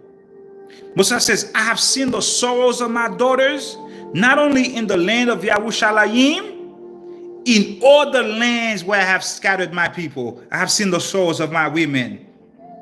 Listen to this, y'all. This is not the first time I'm doing this lesson. I have read this book many, many times before. This same very passage. I have done this before. But it came back full circle. Let's go. Let's go. It says, Musa says,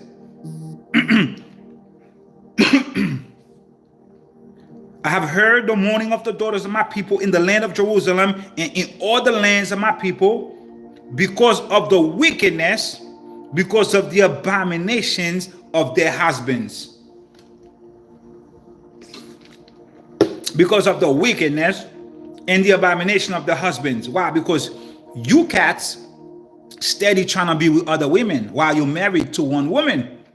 You're trying to get a side piece while you have one man woman. You're trying to get your second wife while you have a wife at home. You got a baby mama here, a baby mama there. You got a secret wife at work. You got a secret wife over there. Y'all gotta stop this bullshit because the land is cursed for your sake. The land is cursed because of what you're doing. No, Denise. Let's not. Let's be mindful, Denise. Let's speak to our brothers in love and kindness. Do not be like Isaiah.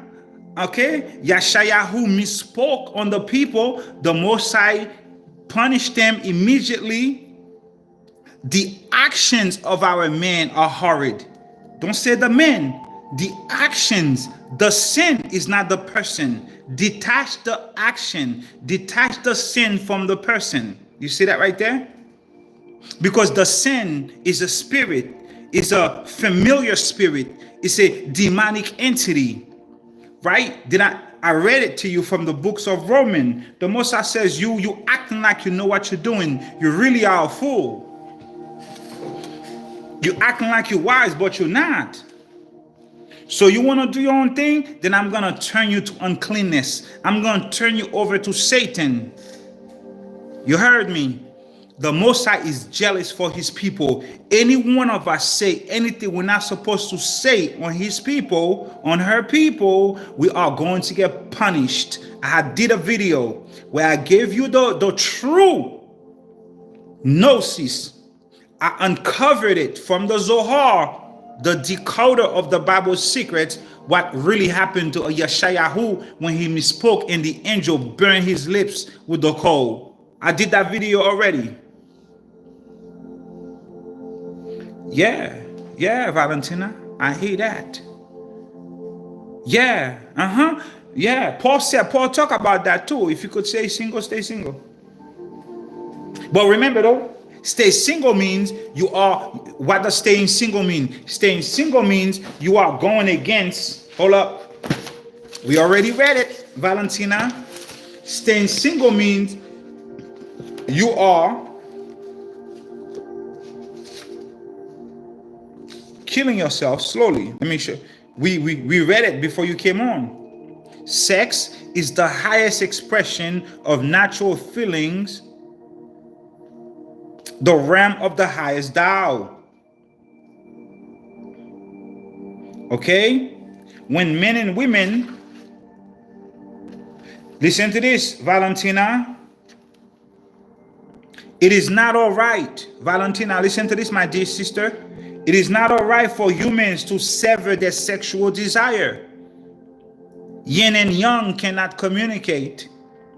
This will lead to diseases due to accumulation and stagnation. Those who suffer from diseases due to bitterness hidden in the mind, due to protracted suppression of their sexual desire, these ones will experience short life. However, on the same token, indulgence in sex will also result in failure to enjoy longevity. It's a double-edged sword. Temperance is the only way. Temperance in sexual activities can keep humans healthy in body and in mind. You see, we perverted the knowledge in this book. We got the gnosis. This knowledge came before this knowledge. This information came from the 4th and the 3rd century BCE. This came after. David and Solomon came after Methuselah and Enoch.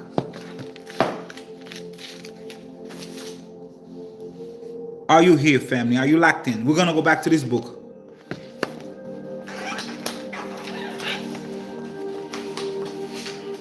Let me know how we're doing right now. How are you guys? Is this information appropriate for you?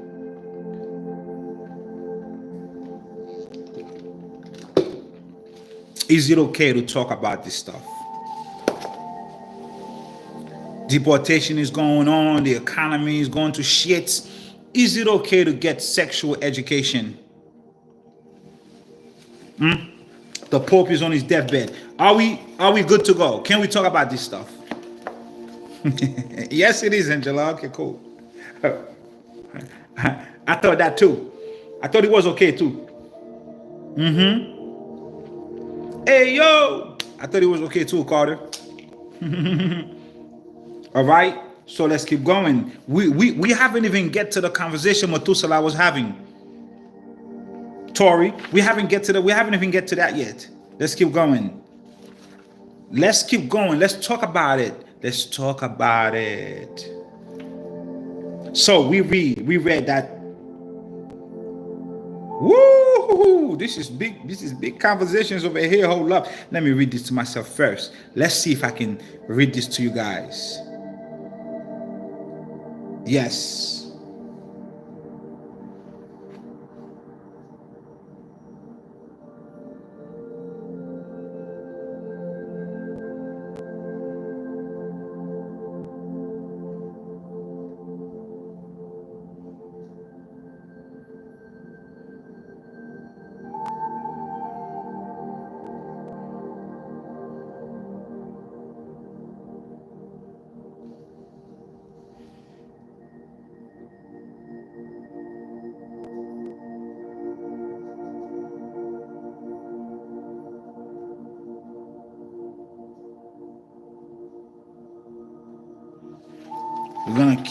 We're gonna skip this part. Let's keep going.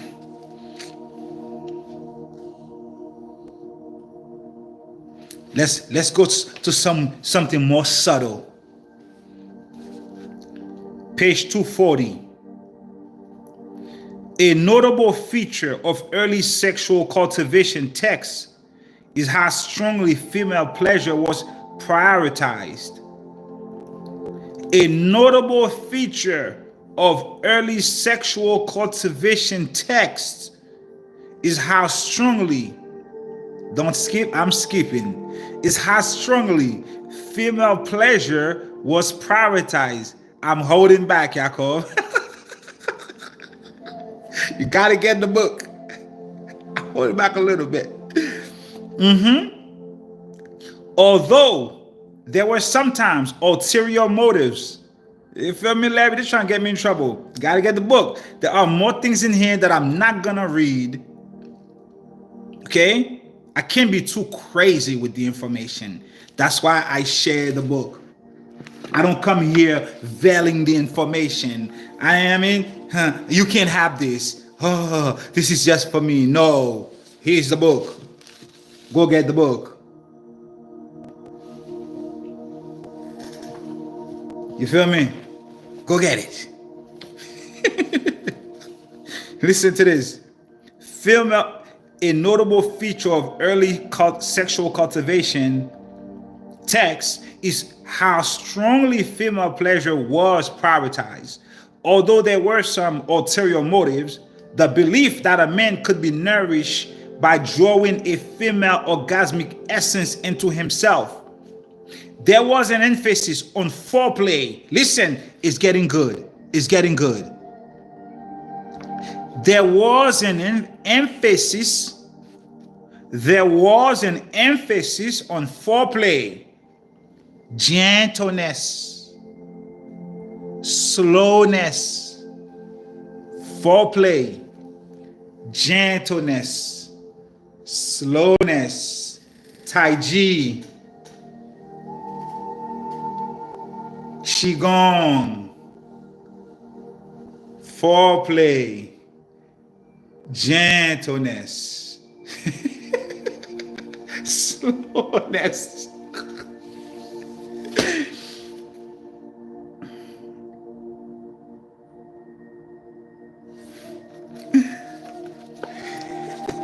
Flow like water. Bruce Lee already told you, be water, my friend, be water. There was an emphasis on slowness, gentleness, foreplay. That's how the female orgasmic essence can draw the man into herself. Let's keep going. When the female partner failed to experience orgasm, the 2nd century BCE, conjoining, hold up.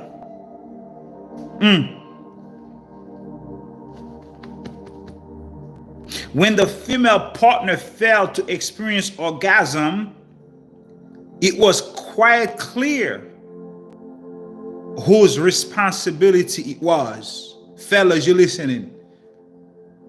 There is a book that talk about this specific topic, the female orgasm. They said when the female failed to experience orgasm, it was quite clear whose responsibility it was. Let's keep going. If when having intercourse, the man is unsuccessful, the blame entirely on haste. Are you listening? Are you listening? When having intercourse, if the man is unsuccessful in bringing the woman to orgasm, the blame can be placed entirely on haste. The essential task in the pleasures of play is to be slow and prolonged. If only he can be slow and prolonged, the woman then is greatly pleased. She treats him with the closeness she feels for her brothers. You hear that? When you are slow with the woman, gentle, and you bring her to that level she needs to be, the book says she's going to treat you with the closeness she treats her brothers. She's going to love you like she loved her father and her mother.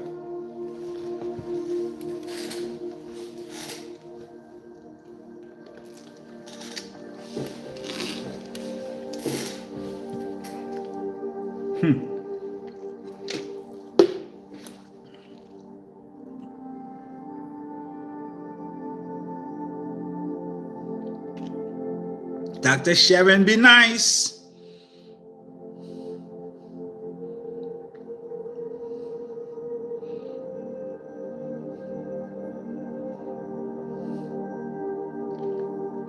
She gonna treat you with the closeness she treats her brothers, and she gonna love you like her daddy and her mommy. For this reason, detailed advice was given to the male lover on how to please a woman. How many church have you been to where the man was given detailed advice to please his woman? Please put the church name down right now. Put the church name down where the man was given detailed advice how to please his woman. Is there a church that gave you this gnosis? Then hold up, wait a minute.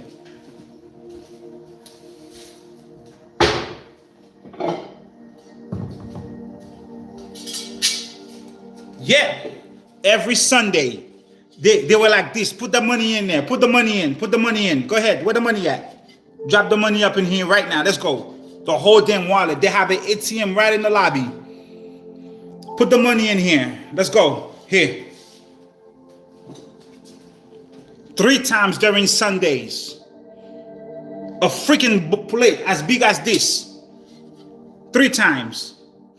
No education going on, but yet they wanted all your money.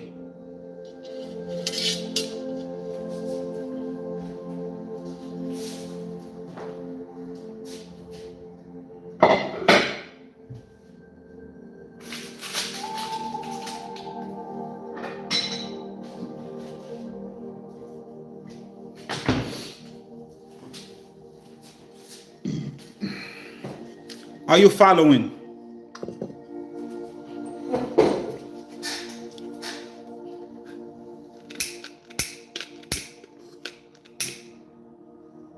Are you here with me? I'm giving it to you for free.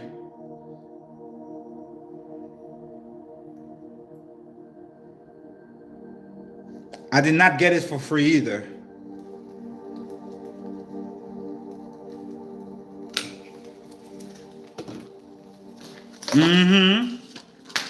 Oh, buddy. You popping in me like, hey, you popping like that, man? What's going on?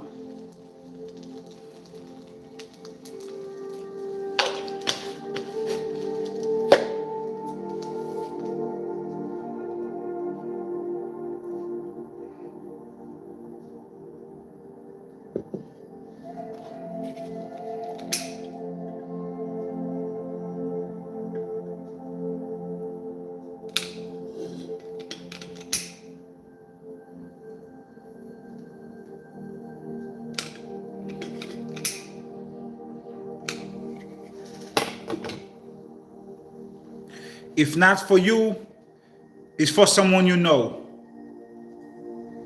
If this information is not resonating with you, then let it resonate for someone else that you know. I ain't trying to start nothing. I'm just reading the Methuselah knowledge. There's a little bit more we gotta read. We gotta keep reading. We gotta keep reading. Now I gotta clear the air. Yeah, gotta clear the air. This is oud. You guys know oud? This is oud. It smells amazing. Read? All right, Preston. Give me a second. Give me a second, man. Come on. You know, I gotta take my time, man. You know, I got a little cold. I can't keep going. I gotta slow down. For this reason, detailed advice was given to the male lover on how to please a woman. He should stroke her gently in the elbow chambers, beside the armpits, in the neck regions. Woo, listen to this. Here's the drop, y'all. Here's the detailed information. He should stroke her gently in the elbow chambers, beside the armpits, in the neck region, between her breasts, and in other erogenous zones.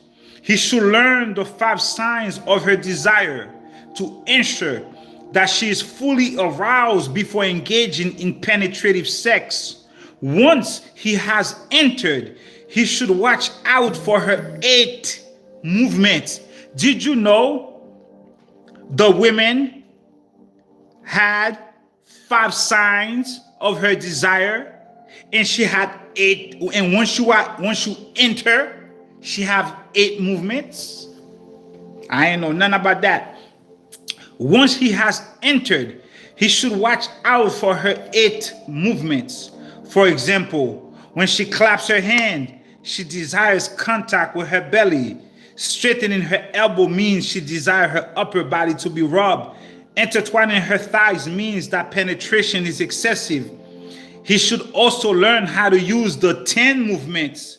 For example, the roaming tiger, the roe deer butting, or the fishes gobbling. The emphasis again is on him relishing, restrained, and prolonged play. You listening? There's a book called The Classic of Sunu. The Classic of Sunu says, let me highlight this. The Classic of Sunu. The Classic of Sunu says, penetrate deeply and move slowly. Thrusts and withdrawals should be sparring. If you observe these principles, and if you are careful not to violate them, the woman will be joyful and the men will not decline. Kissing was considered a valuable way to absorb a partner's essence. From the Chinese medicine perspective, the heart is the seat of the emotions. It resonates with the tongue in the system of bodily correspondences. I have told you before, the heart sense organ is the tongue. The Bible tells you the mouth speaks what the heart feels. So the tip of the tongue corresponds with the heart meridian, the heart organ. So if I read your tongue to see if you have any issues in your body, and I tell you, show me your tongue, I can tell by looking at your tongue what part of your body has something going on. The part of your tongue that corresponds to your heart and your body is the tip of the tongue. It is called the upper jaw. The tip of the tongue is called the upper jaw. So when it's a kissing was a way to absorb the essences of both partners. Okay? From the Chinese medicine perspective,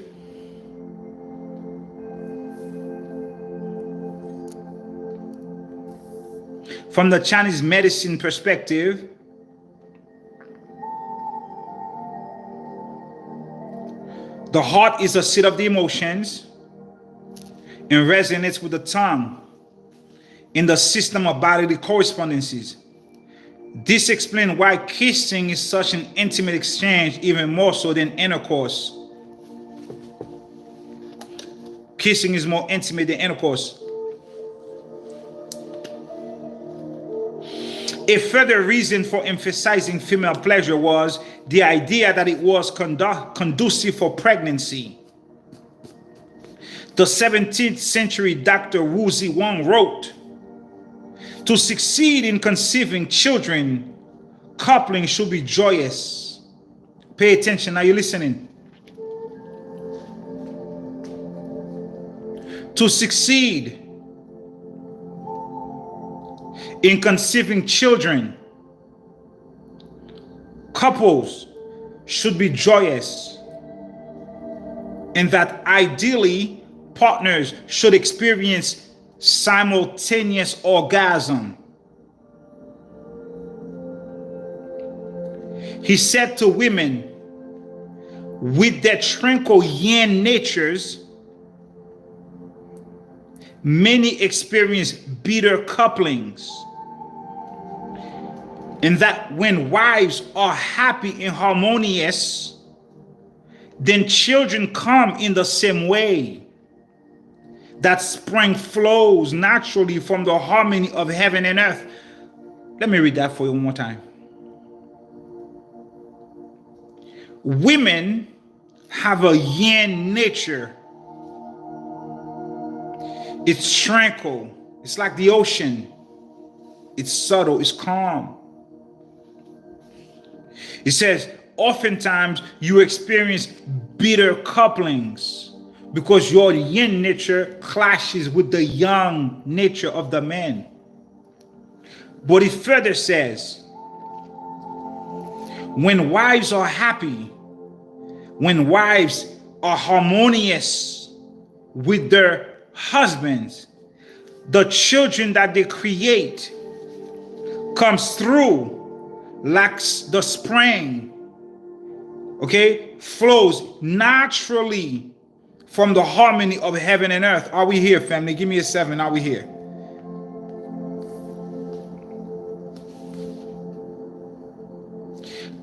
The 16th century Dr. Yuan Huang said, living creatures all have mating seasons. In the book titled The Classic of Inner Alchemy,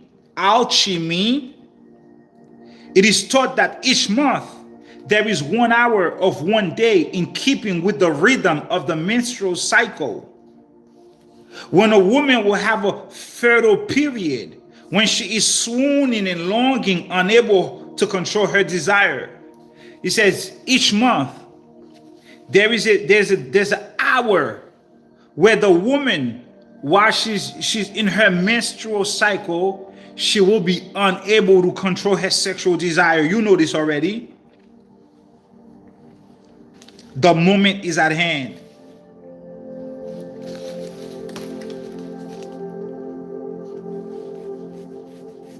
Listen to this.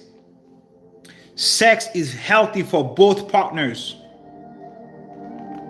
Listen to this. The action of sexual activity transforms the body, y'all. The yin and the yang energy, they intertwine together, and the chi, the levels of the chi of yourself does something wonderful to you. The yang essences of both partners. Listen to this. Using my Jing essence to nourish the woman's Jing, the anterior channels are all activated. Hold up. Let me show you what I just read. Let me show it to you. This is called the exterior channel. This is the exterior channel. This is the channels that are outside. When they are outside, under the skin, during sex,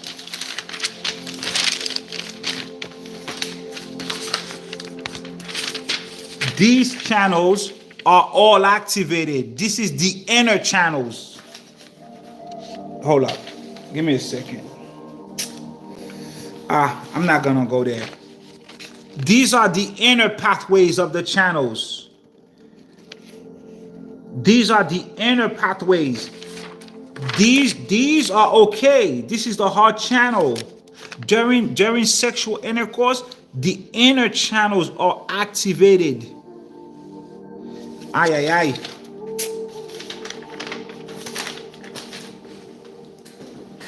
Portal activation to the fullest. Listen to this. The inner channels are activated, and the skin, chi, and blood are stimulated. This opens closures and unblocks obstructions. After a good session, you feel really good because it unblocks obstructions and opens closures. Whatever was closed is open. Whatever was blocked is unblocked. You feel light. You feel good. You feel better. Rejuvenated. Portal activated. Chi working properly. No more chi stagnation. No more old emotions holding you back. Everything is out the window. If you were to abstain from intercourse, your spirit will have no opportunity for expensiveness. Did you hear what I just read? If you were to abstain from intercourse, your spirit would have no opportunity for expensiveness. Please, somebody look up expensiveness in terms of spirit definition. Yin and Yang would be blocked and cut off from one another. Your spirit will be locked into the third dimension. You will not be able to experience a higher level of expansion of your psyche, of your frequency, of your energy, of your vibration. If you were to abstain from intercourse, your spirit would have no opportunity for expansiveness. Remember, we read sex is the highest expression of natural feelings. The realm of the highest Tao, the realm of the Ein Sof. To cure a person by means of another person. Did you hear that? Sex is to cure a person by means of another person. But it is sex, not sex like you want to go sex everybody with your partner. Not sex like sex in the book of Jacobs from the book of Mormon. No, not that type of sex. Not the type of sex in Romans 1. No, not that type of sex. We talk about covenant keeping sex. We talk about God-ordained sex. Responsible sex. Not crazy sex. Well-behaved sex.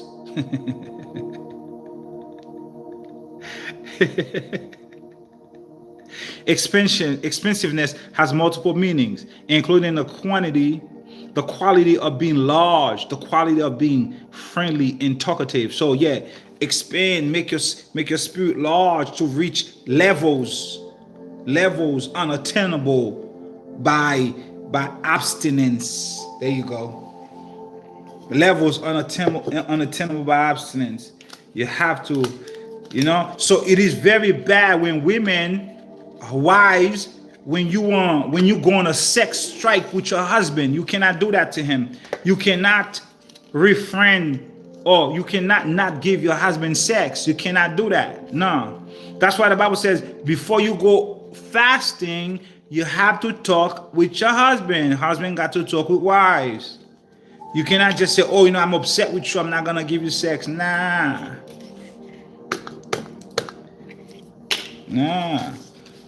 I don't know. I can't advise you on that. That's on you. Sorry.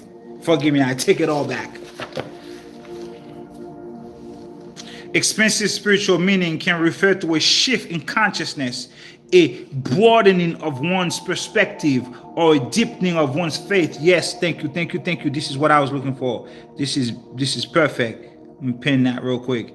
This is expensive spiritual meaning can refer to a shift in consciousness, a broadening of one's perspective, or a deepening of one's faith. If you abstain from intercourse, you cannot have a shift in consciousness. If you abstain from intercourse, your spirit will have no opportunity to have a shift in consciousness. Your spirit cannot broaden itself. You cannot have a new perspective on anything. God damn it, you're gonna be stuck, locked in the third, second, one dimension. I don't know, somewhere else.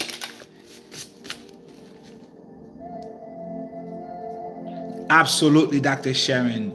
There are layers of overstanding. There's all that stuff Solomon was talking about in the Hokmah Shalomah. There's all this little stuff that should be overstood. You know what I mean? Yeah, that's why I said I take it all back, because I realize there are levels to this. Yeah, there's levels to this. Damn it. You know what I mean? Are we here? Let's keep going. It's getting good. To cure a person by means of another person, this is the true perfection indeed.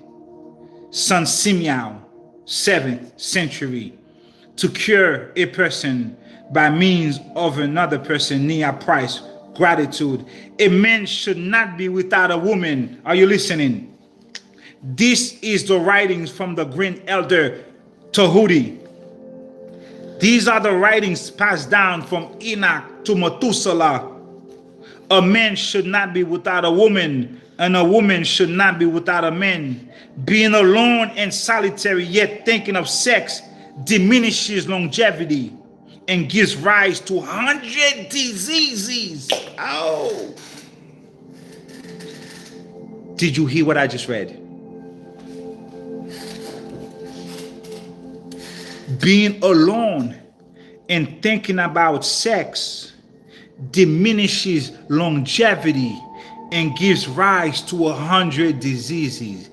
Did you catch that?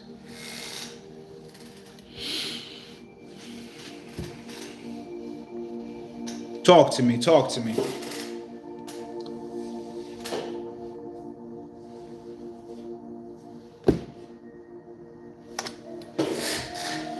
A man should not be without a woman should not be without a man. Being alone and solitary, yet thinking of sex, diminishes longevity and gives rise to 100 diseases.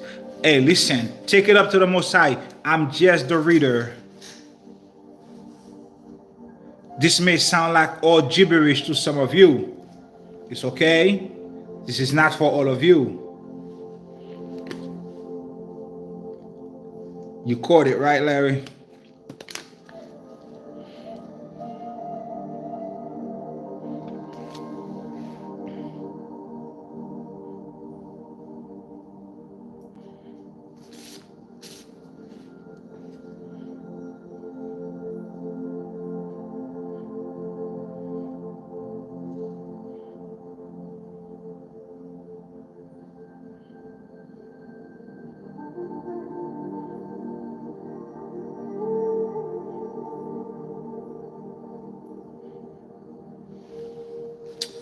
I'm gonna skip the next section. You can read page 241 when you get your own book.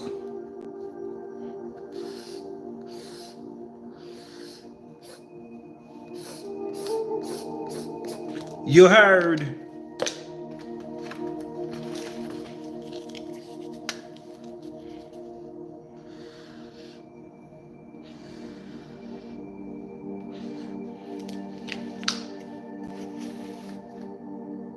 Yes, yes, Valentina, all true. Remember, this is a general read, right?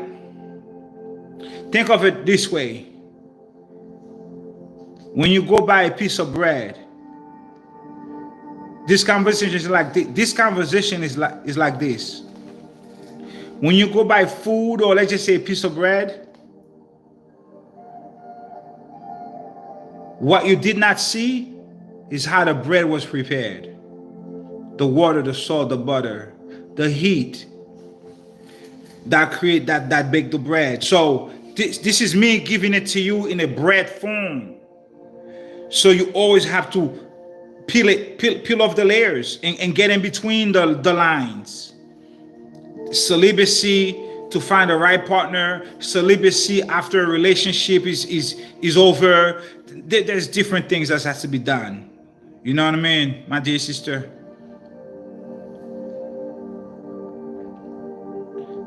If you're not married, there's no shift in consciousness. I don't understand the question, Tentu.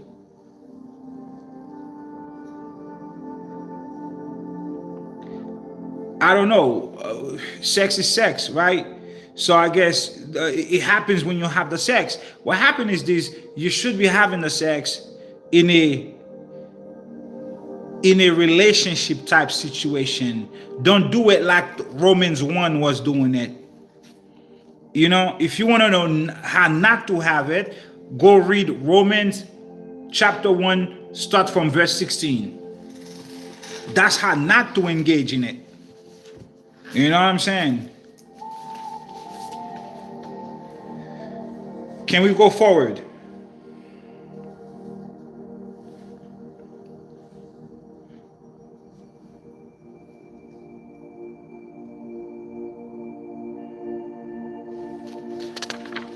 Can we go forward, family? Or is it done? Are we finished?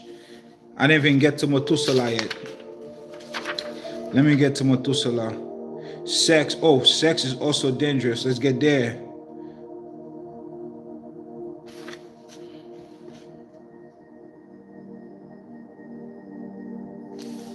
Are we ready to move forward?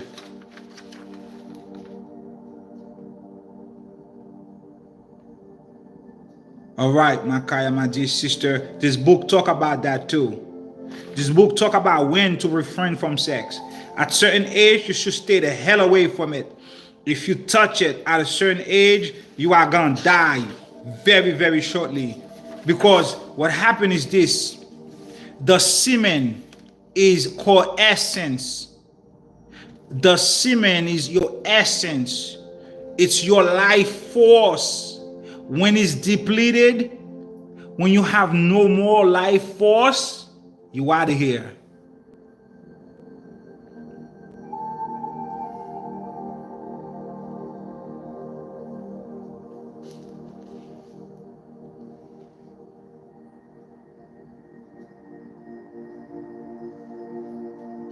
Can we move forward?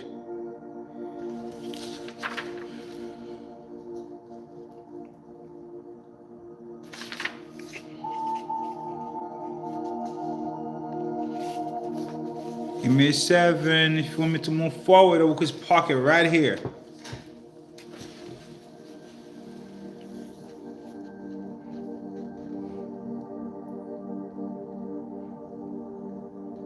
All right. Sex can be healing, derives from the enormous energetic power it arouses. While later texts focus almost entirely on its benefits for men, we shall see that this is very much tied up with the teaching of ejaculatory restraint. the teaching of ejaculatory restraint.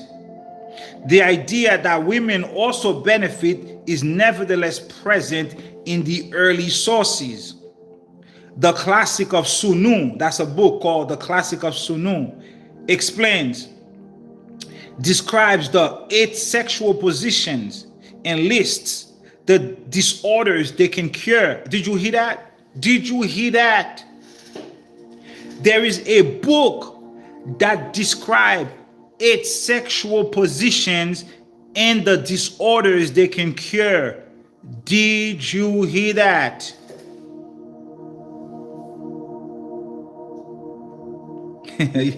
Yeah, absolutely.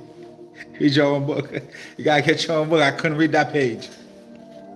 There's a book called The Classic of Sunu that describes 8 sexual positions and the disorders they can cure. These disorders range from regulating the joints, strengthening the bones, promoting blood circulation in men, to stopping uterine bleeding in women. Are you listening? Unblocking menstruation in women, curing irregular menstruation in women. Did you hear that? Please tell me what pastor is teaching you this and where. 8 sexual position that can cure joint irregularity, that can strengthen the bones, promote blood flow in men, stop women uterine bleeding, unblock menstruation, and cure women's irregular menstruation. There's a book called The Classic of Sunu. The Classic of Sunu. S-U-N-U. Oh my gosh.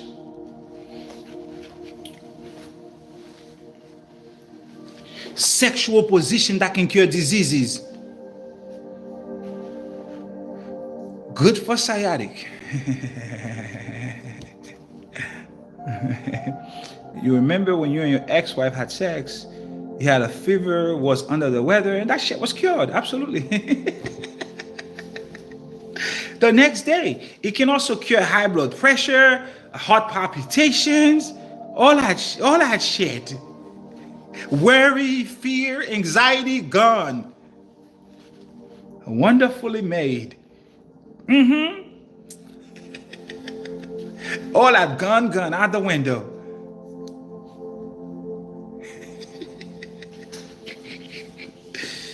Yo, are we here, family? Are we locked in? Let's keep going. There's another book called The Perfect Tao in the World. The Perfect Tao in the World. 2nd century. This book was written in the 2nd century. It says, this book focuses more on male health. It advises that when the female partner is fully aroused, a man should engage in sets of thrusting with pauses in between. It says, with the first set, ears and eyes are sharp and clear. With the third thrust set, the superficial skin is glossy. With the 4th thrust set, the spines and the bones have strength. With the 10th thrust set, spirit-like illumination is engendered. Every time the men thrust the women, something happened, whether it be physical or spiritual. The bones, the sinews, the tendons, the spirit mind, the heart, something happens with the thrust. With the thrust. Are you here? Good.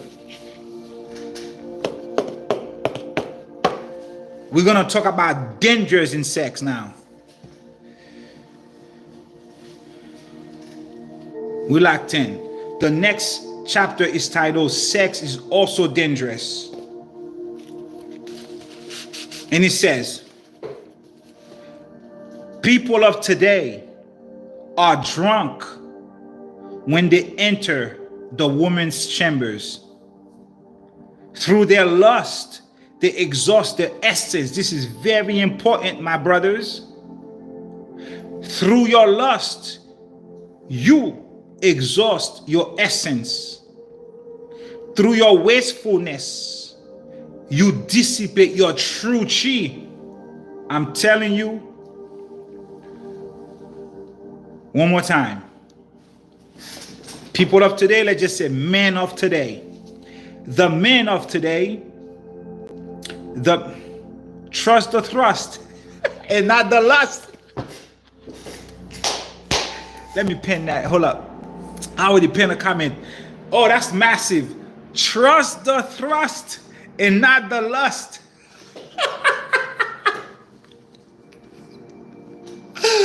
Oh, God, that's dope. Trust the thrust and not the lust.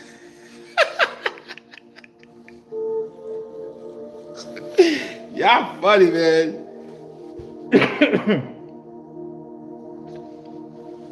Yeah.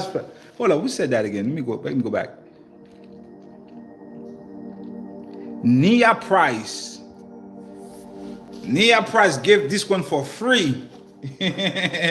Trust the thrust and not the lust. Men of today are drunk when they enter the women's chambers. Through their lust, they exhaust their essence. Through their wastefulness, they dissipate their true chi. Your true chi is your semen, your essence, your seminal fluids. That's your true essence. Once you deplete all of it, you are bye-bye. You out of here. You're done. You cannot replenish your essence. Once you lose it, you lose it. Essence, from the Chinese medicine perspective, cannot be replenished. The more you lose it, you use it, the more of it you don't have, and it cannot be replenished. That's why you have two types of essence. You have pre-heaven essence, you have acquired essence. Essence you came here with from before you were born. That's your true essence. And then you have acquired essence from your lifestyle, the food you eat, the people you with. You heard me? All right now, wisdom. Wisdom is supreme. Let's keep going. The source of destiny is the root of life. Think of a tree. It may have intricate branches and luxurious leaves, yet without roots, the tree cannot live long. Are you listening? The source of destiny is addressed in the bedroom practice. Therefore, the sages state, to attain long life, start with what gives life. The sages taught, to attain long life, start with what gives life. Bedroom practice gives life. Bedroom practice can give life to a person, and it can also kill them. Are you listening? This book is loaded with other book titles. This book is loaded with other book titles, y'all. The source of destiny is addressed in bedroom practice. To attain long life, start with what gives life. Bedroom practice can give life to a person, and it can also kill the person. The idea of excessive sex, or more particularly excessive ejaculation, is depleting to men. This ran through the history of Chinese sexual cultivation and traditional medicine. Although it has been dismissed as superstition in the modern world, it was for a long time a theme in Western cultures as well. For example, in the myth of succubus, there's a book called The Myths of Succubus. Goddamn. A beautiful female demon appears in dreams and exhausts men's sexual powers. to the point of illness or death. Are you listening? There's a book titled The Myth of the Succubus. It is a demon, a female demon that appears as beautiful as she can in a man's dream and depletes the man of exhaust the man's sexual powers in the dream.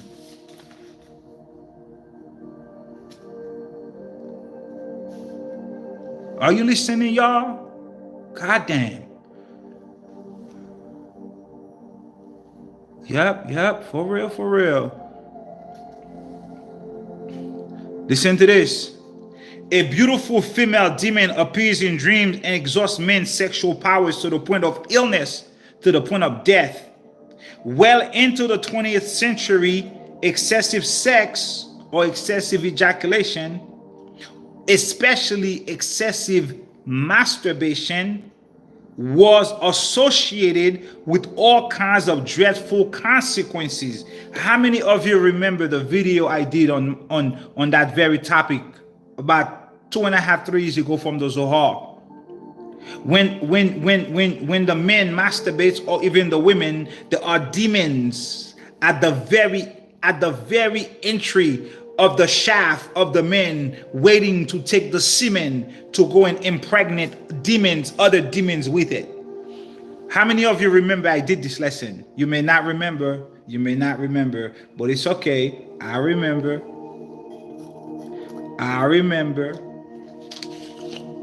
You remember, Dolly? I remember too. It's okay. I talk about a lot of things, y'all. You may not pay attention to them. Don't mean you didn't hear it. Don't mean you didn't get the lesson. It may not have resonated with you back then, but remember. You know what you remember on the lookout? You know what the Zohar call it? Listen, somebody write this down. What is a better name for masturbation according to the Zohar? It is called playing the harlot with your hands.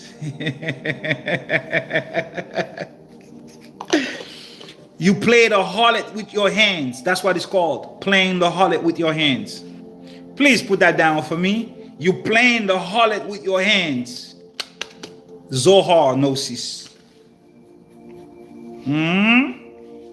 Excessive playing the harlot with your hand leads to all kinds of dreadful consequences.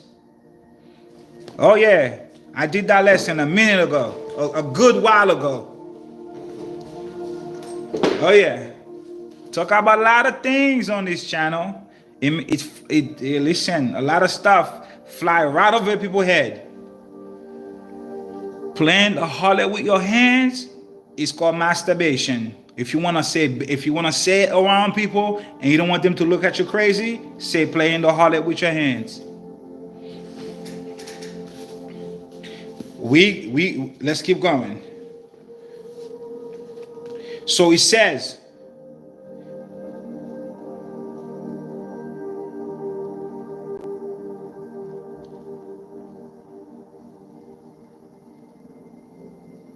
oh shit. Yo, this was crazy. To stop the habit of playing the harlot with the hands, it was recommended that children's hands be tied, their genitalia protected by cages, that they are subjected to electrical shocks. This was suggested by a guy called Harvey Kellogg from the Kellogg cereal. His cereals were designed to offer a bland source of energy that did not lead to arousal of the senses. Did you hear that? This is why Kellogg cereals are bland. Kellogg cereals are bland because he designed it so that children do not get aroused. They did not get a source of energy that can lead to arousal. God damn.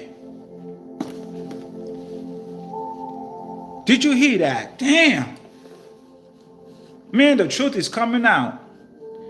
I was wondering why the Kellogg cereal so goddamn bland. He did not want children, that sugar to go into them, that GMO, to play with their chemical, with the consciousness, so that they can get an arousal. I was reading something. I was doing my research a couple years ago. Children, little girls, mostly girls, from the ages of 5 years old, 6, 7, 8. By the time they're 8 years old, they're already expert at playing the harlot with their hands. 3-year-old, 4-year-old girls, they masturbate. There are daycare centers that encourage it. Pay attention to your children. Okay? They play the harlot with their hands all the time. The apple doesn't fall too far from the tree. Listen to me. 4-year-old, 5-year-old, 6-year-old girls all the time. Just go online and do your research. What age do girls begin to explore their bodies? You'll find 3 years old, 4 years old, 5 years old, 6 years old. By the time they're 8, 9, 10, by the time they're teenagers, they are experts at it. They do it. Some girls say they do it every hour, every 3 hours, every 4 hours. When their parents put them on timeout, they do it more. When they get upset, they do it. They do it at school. They do it when they're by themselves in the bedroom. Forget about the shower. That's a den of harlotry going on. I'm telling you, it's okay. I was shocked.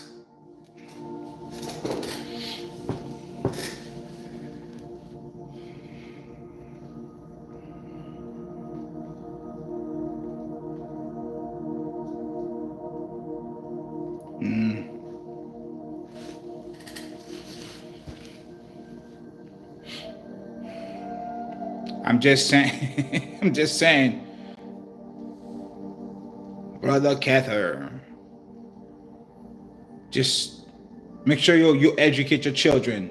Let them know the dangers of certain things, because it's not just physical.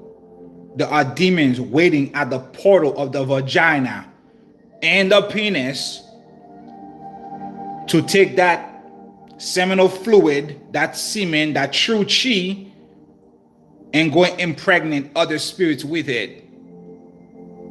Okay. All right. Can I tell you something funny?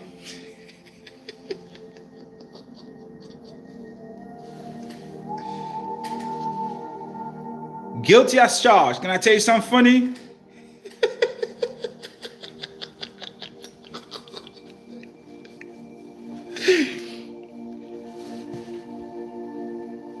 Playing the harlot. I'm gonna tell you something funny.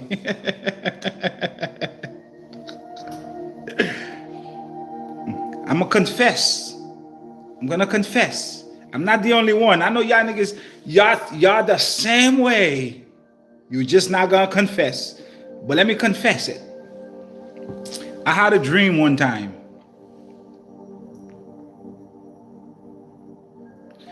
Are you listening?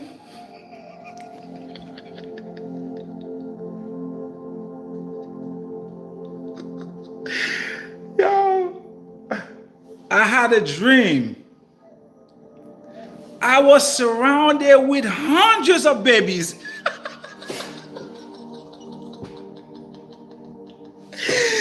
I was surrounded with hundreds of babies, and they were all mine.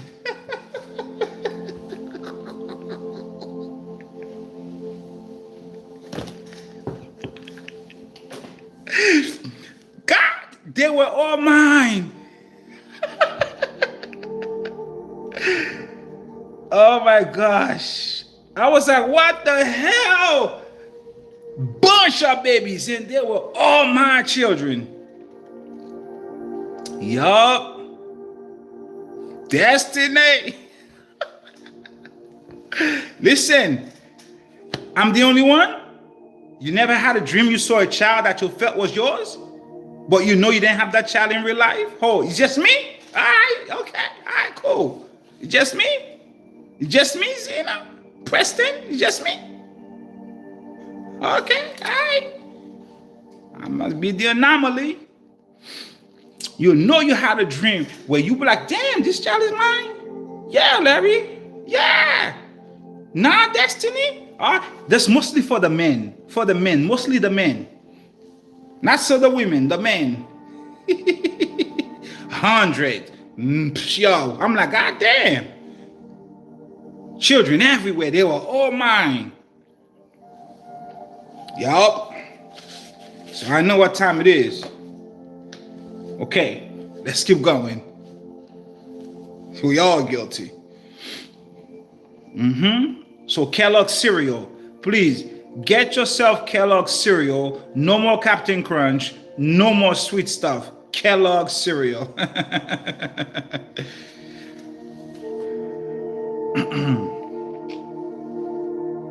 Yeah, it freaked you out. Absolutely. Oh, shit, freaked me out.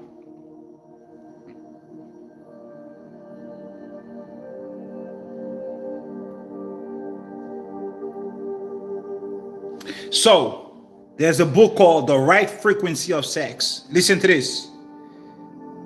Impregnated a whole dimension.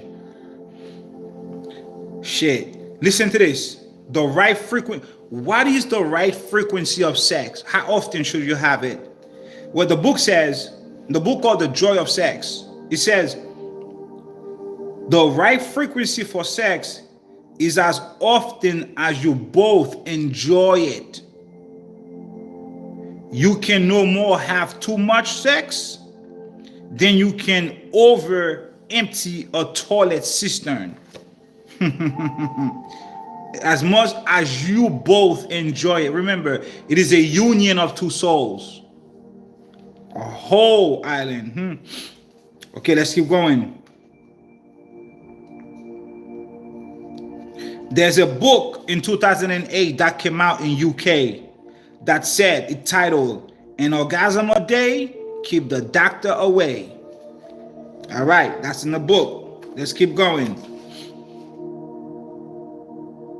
There were 2 studies published in the early 2000s which reported that men who ejaculated more than 20 times a month had a reduced risk of developing prostate cancer. Oh, goddamn, that's a lot of ejaculation.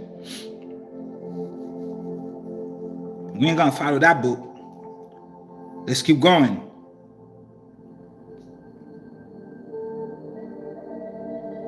Regular intercourse was associated with a reduced risk of developing erectile dysfunction. Regular intercourse prevented erectile dysfunction. A 1997 study in the British Medical Journal found that the risk of dying was 50% lower in men with high orgasmic frequency compared to men with lower orgasmic frequency. The more you lay in the pipe, the lower your risk of dying. In the UK's National Health Service, it advises that sex is good for the heart, lowers blood pressure, relieves stress, and strengthens the immune system. This is all current. This is all current knowledge. This is the current understanding, not the old understanding now. Okay? Now, it all makes sense when you think about it too. Let's keep going. These are current medical journals from the 90s, the 2000s, 2008. That's current stuff. It kind of like it go against the ancient gnosis a little bit. You feel me? If you've been paying attention. Some of it does, not all of it.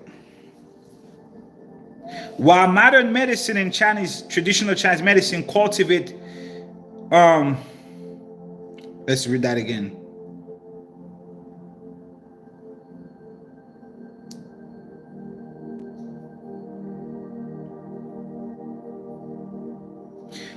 When it comes to the frequency of sex, Chinese medicine does not agree with modern medicine. Okay? The frequency of male ejaculation shortens lifespan for male, according to Chinese medicine, which makes sense because it depletes the essence. It depletes the yang. Okay, here's this is titled A Different Perspective in Male Ejaculation. Let's get a different perspective. I don't know what's there. I highlighted it, but I forgot what I read. Let's go.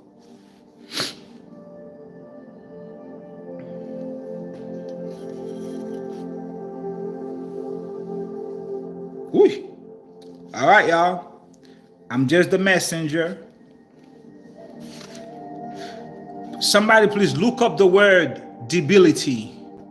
Debility. I want to know what that word means before I read it.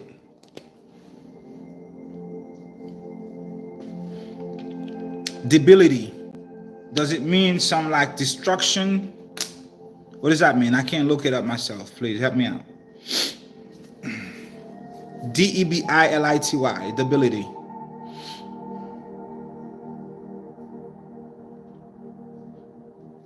In the meantime, look at what I picked up at for some of you who didn't see, I picked this up today at a flea market, a thrift store. Look how massive this calendar is. This Mayan calendar. Look at this.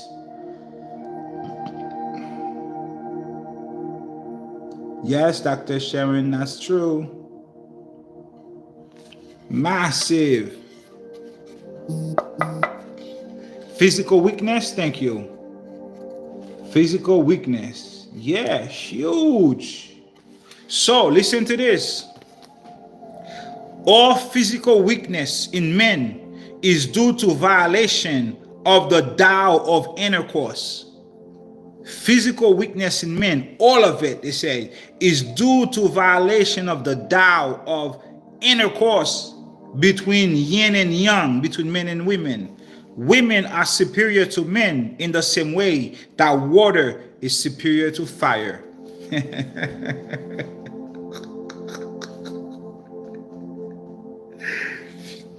Yo, that was so blunt right there.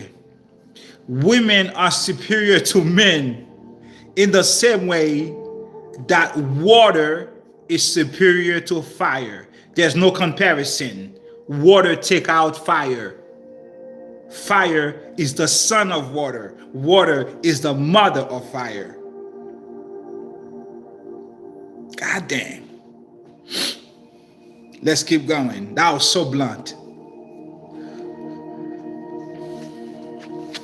Debility, weakness, infirmity. Thank you, thank you, thank you, thank you. Let's keep going.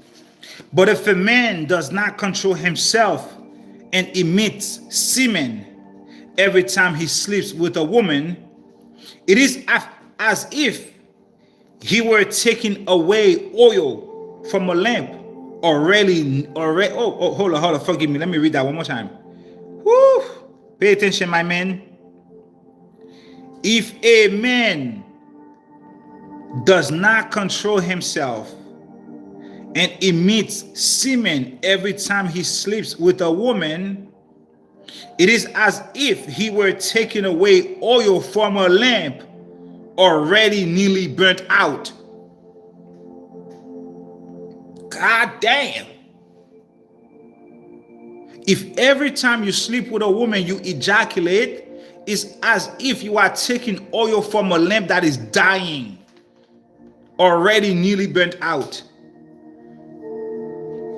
Shit. So it goes into how to conserve, how to practice to prevent from excessive, or every time you have sex.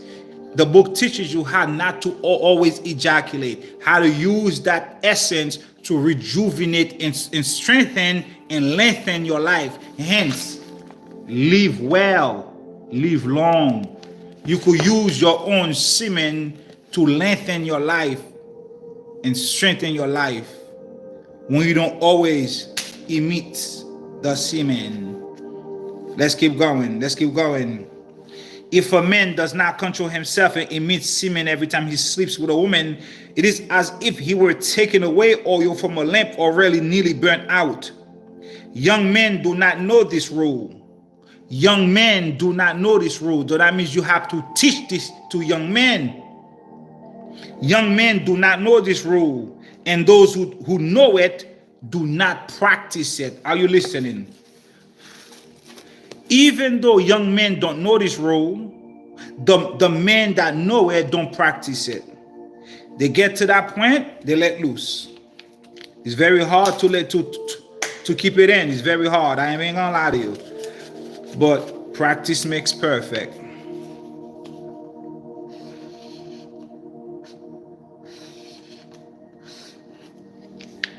Young men do not know this rule, and those who know it do not practice it. Then they have reached, when they have reached middle aged, and when they have come to understanding this principle, it is too late.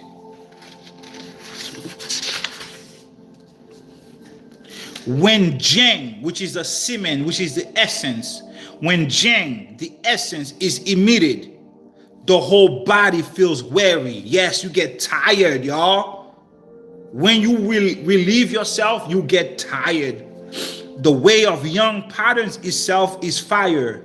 The way of yin is water. Water controls fire. Yin, water, extinguishes fire, young. Following this over a long period without stopping, the yin, the water, the yin chi swallows up the fire, the young, while the young transmutes and diminishes. You know what happens to something that's burnt? It becomes ashes. What is ashes? Death. Women is yin. If you keep having sex, every time you have sex with that woman, you ejaculate. Yin energy, young energy, ejaculation always going out, always going out. Over time, yin consumes yin. Yin consumes water, consumes fire. Fire burns out, becomes ashes. Ashes to ashes. Death to death. What it says? Ashes to ashes. How does the song go? Yes. Yes, look. All praises to the Supreme. We almost have Methuselah. Oh, thank you. Thank you, Akkad man. Ashes to ashes, dust to dust. That song, that right there is about men always ejaculating. And you're going to soon become ashes if you keep ejaculating. That means you're going to soon die. Because you are fire. And water, the woman, yin energy will take you out. That's why it says women are superior to men as water is superior to fire. You thought because you were fire, you were hot. Yes. You're not the shit if you fire. If you fire, if you are fire energy, because we all men are fire energy according to this gnosis, we are all at risk of becoming ashes. All right, let's keep going. How we doing? Yes. How we doing? We're going good? All right, cool. Let's keep going.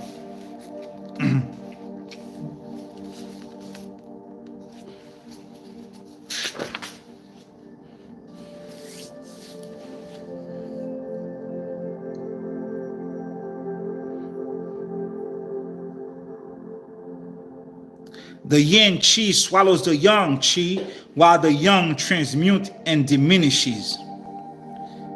Yes, yes.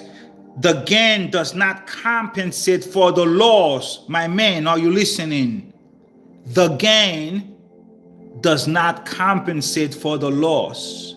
You gain a good time. You surely did. But it does not come nowhere near what you lost. You are losing your life. You are losing your Yang. You are losing your essence. You are losing your true chi. You are losing yourself. The gain does not compensate for the loss. When your fire is out, you are out of here. From the very earliest health preservation text, there is one consistent observation. that men and women are different when it comes to sex. Are you listening? From the very earliest texts on health preservation on sex, men and women are different when it comes to sex. Male desire and potency is compared to fire, quick to flare up, quick to burn out. Female desire is like water, slow to warm up, deep and prolonged, ultimately able to quench male fire. Women can go on and on and on. You like 1, 2, you done. You say, I'm tired. She said, come on, one more time. You like, I'm tired. She said, come on, one more time. Women, yin energy, prolonged, take out fire any day. Female desire is like water, slow to warm up, deep and prolonged, ultimately able to quench male fire. This male neediness and female sexual potency is not confined to a single encounter. However, it manifests through the course of a lifetime. If it is not acknowledged and addressed, sex may be both unsatisfying to the women and dangerous to men. Are you listening? The key issue was perceived to be ejaculation, the dramatic transformation from the burning fire of male desire. Okay, we're not going to read all of that. Let's keep going.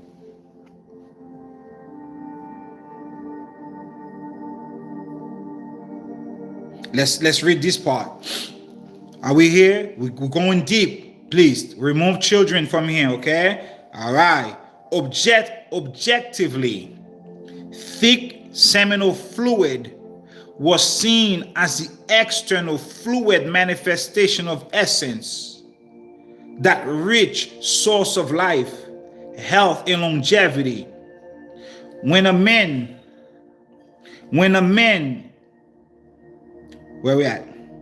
When a man ejaculated, therefore, he lost sexual power, at least for a while, and he weakened himself at a deep level, hastening his decline and cutting his longevity. He also lost the power to satisfy his partner. For women it was observed, suffered no such radical shift. The women suffered no such radical shift in their desire after orgasm. Women could continue and enjoy sex and further orgasms to the limit of their stamina and enthusiasm. Women can go on and have multiple while you have one and you're done. As far as male aging is concerned, it was a puzzle that while the rest of the body might still be strong and healthy, there was an unmistakable decline in sexual potency. In the book, The Classic of Sunu, it was said that the penis, which is born together with the body, dies before the body. God damn. The book of Sunu is plain, baby. Did you hear that? The penis, while born with the body, dies before it. Oh, shit. Ancient gnosis. So, your body parts die before you actually die. You know what I mean? The penis give out. The penis say, I'm done, I'm retired, I'm dead.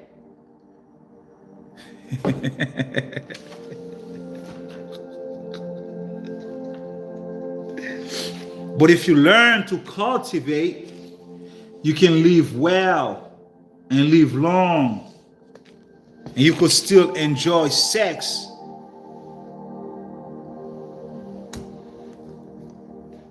You won't get up. Tell the truth and shame the devil. Let's keep going. We almost at Methuselah. We are almost at Methuselah. Let's keep going. Let's keep reading this. This is beautiful. We read one more time. In the book, the classic of Sunu, it was said that while the penis is born together with the body, dies before it.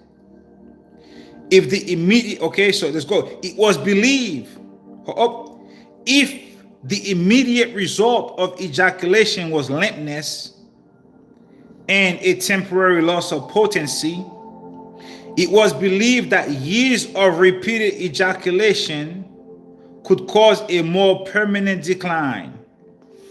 It was not age that gave rise to sexual decline. It was not age that gave rise to sexual decline.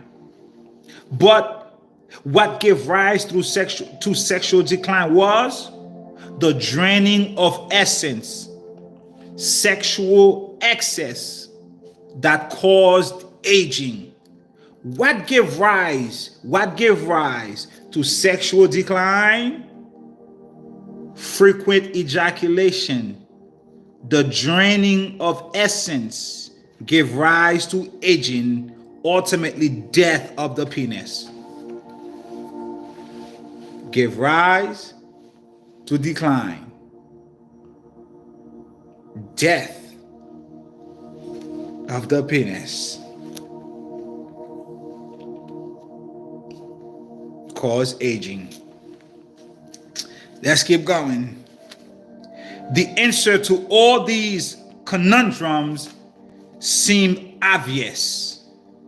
Less ejaculation.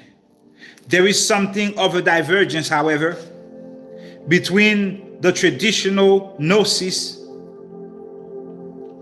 is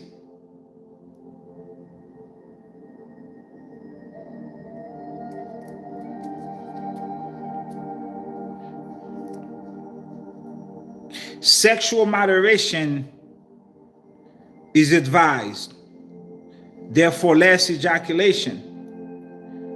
The man was encouraged to have frequent sex. There's two views. They're giving us two views. He said there's one view where the man was encouraged to have frequent sex, but less ejaculation, refrain from ejaculation, at least on some occasions. If you were able to do this as a man, if you were able to withhold your ejaculation as a man, your sexual drive would remain powerful and strong. Did you hear that? If you were able to withhold your ejaculation, your sexual drive would remain powerful and strong.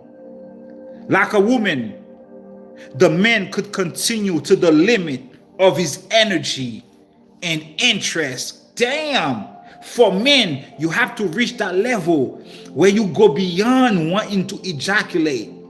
Once you can do that, you can go toe to toe with the woman. She would have to tap out. She'd be like, I had enough. I had enough. I had enough. I had enough. Every man in here had a moment like this where the woman said she had enough. At least once in your lifetime.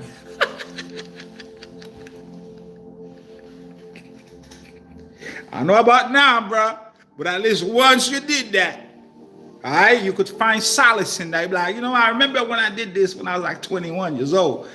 Yeah, I crossed that level before. Yeah, back then, for sure. Hey, listen, all praises to the Most High, Preston. Listen, let's keep going.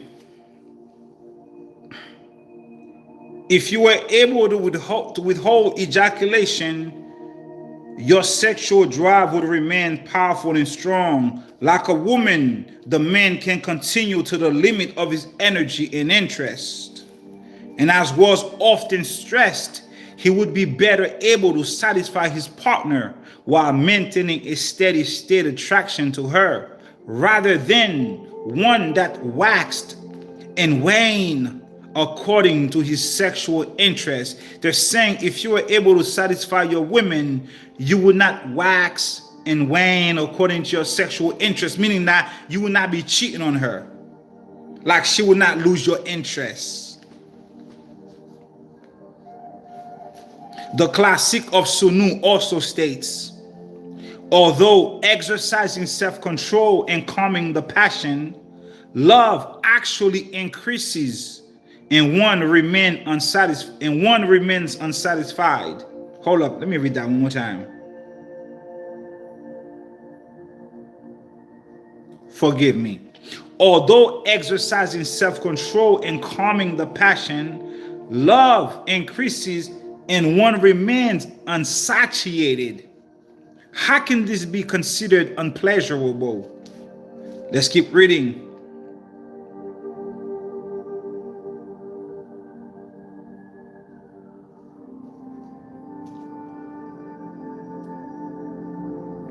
The obvious objection, we almost at Methuselah. The obvious objection is that the biological basis of sex is procreation. The biological basis for sex is procreation, for which ejaculation is necessary. And being biologically necessary, it is accompanied by an intense drive to ejaculate and a corresponding pleasure reward. What could possibly compensate for giving up something that feels so necessary, so natural, and so good? This is the very question discussed in the 4th century in the book called Secret Instruction of the Jade Chamber, Secret Instruction of the Penis, Secret Instructions of the Jade Chamber. The women, selective, said, in intercourse, semen emission is regarded as pleasurable. Now, if one closes it off and does not emit, what kind of pleasure can there be? Replied Methuselah. Methuselah is speaking now, huh? Replied Peng, the Methuselah. Replied Methuselah. Methuselah says, are you listening? Methuselah says, when semen is emitted, the body is fatigued. The joy ends in dissatisfaction. Now, if one moves but does not emit, life force and vigor are in excess. The body is well accommodated, and the ears and the eyes are sharpened, while stressing quietude. You can again establish what you love in your heart. Your ancient elders are teaching on sexual, this is sexual education in affairs of the bedroom. Have you ever heard Methuselah talk on sex in any church? The art of managing the emotion is without repression, to be moderate rather than passionate. The art of healthy eating is to stop before hunger is satiated, maintaining a degree of appetite at all times. In exercise, the aim is to maximize a state of relaxed and energized vitality rather than driving towards exhaustion. Methuselah says, in sex, for men at least, the art was to cultivate. What does Methuselah teach about sex? The art for men was to cultivate and then use the aroused energy rather than dissipate the energy in a brief spasm of pleasure. Cultivate the energy. Don't use it in the brief spasms of pleasure. Cultivate, retain it, regardless of future costs. The practice was to refine the aroused essence. What was the process Methuselah taught? To refine the aroused essence and cause the essence to rise through the spine to nourish the brain. This is the current knowledge you're hearing now.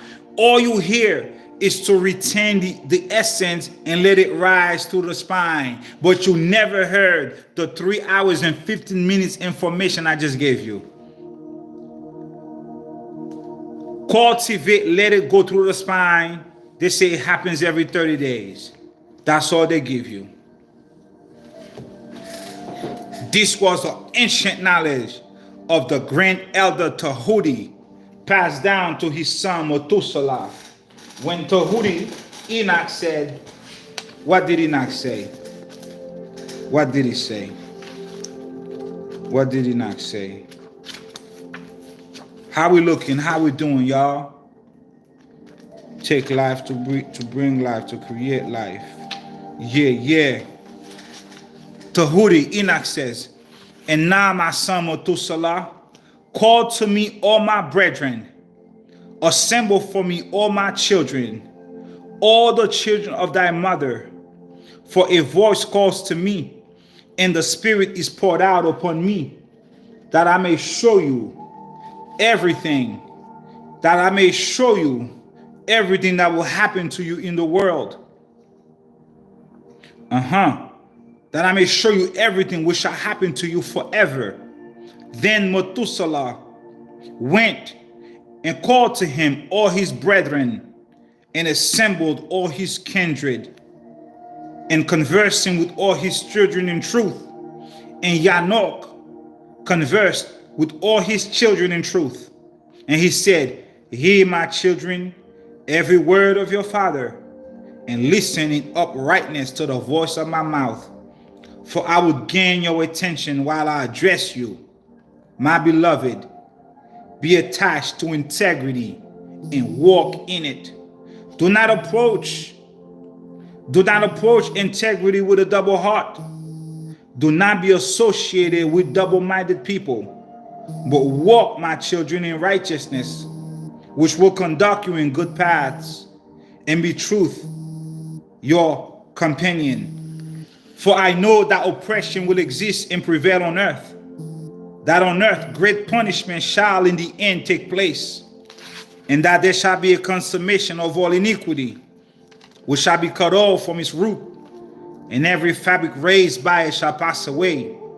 Iniquity, however, shall again be renewed and consumed on earth. Every act of crime and every act of oppression and impiety shall be a second time embraced.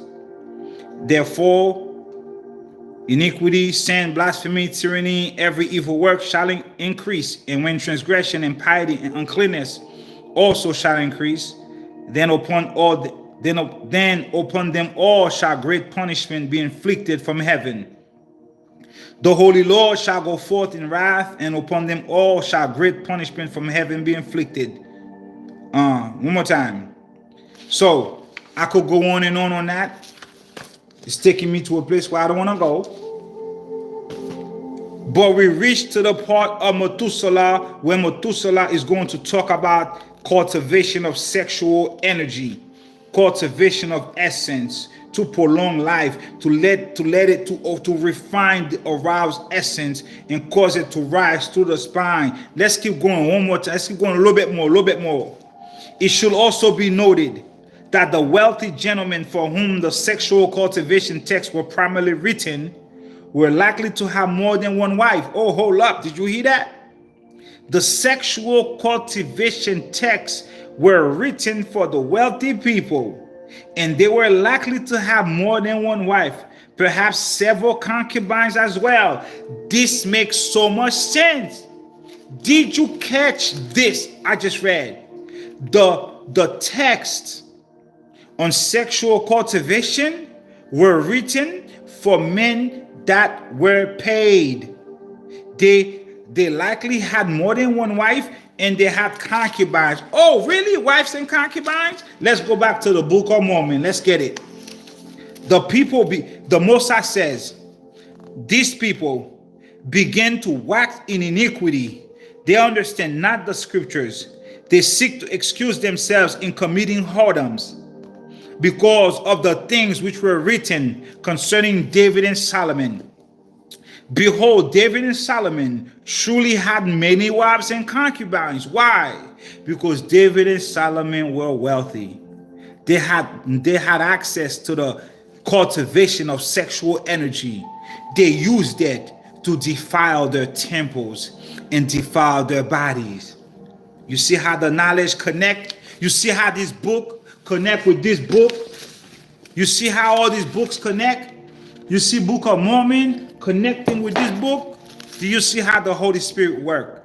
Giving all honor and praises to the supreme power above greatness, who illuminate the heart of his and her people. Wisdom is supreme. Get wisdom, get understanding. In all thy getting, get understanding. Family, I have spoken to you for 3 hours, 21 minutes, and 13, 14, 15, 16 seconds. How did we do tonight? You're not going to see me for another 2 weeks. All right? I like to come back to back to back to back and fall back.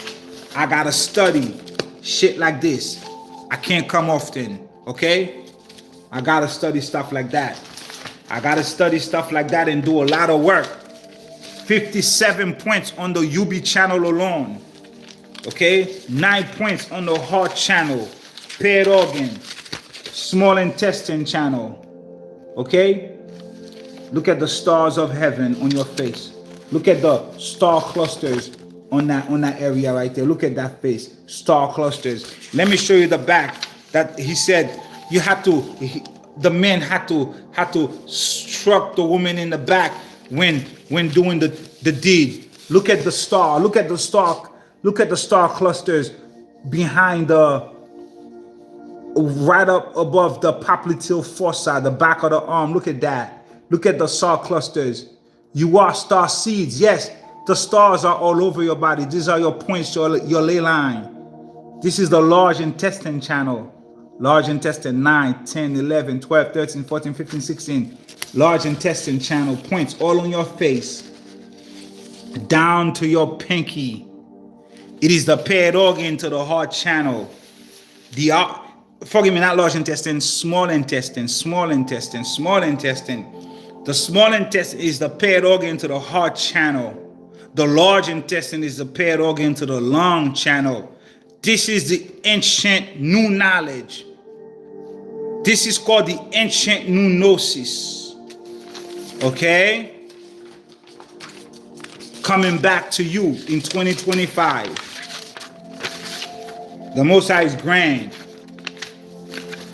Look at the star clusters on your neck. Look at this. Look at this. These are called windows of the sky point.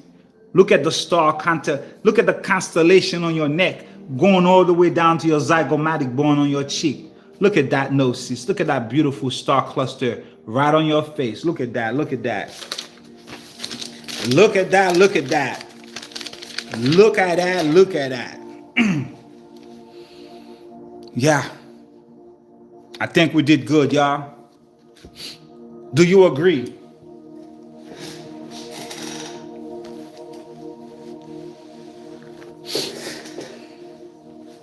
Did you learn anything tonight?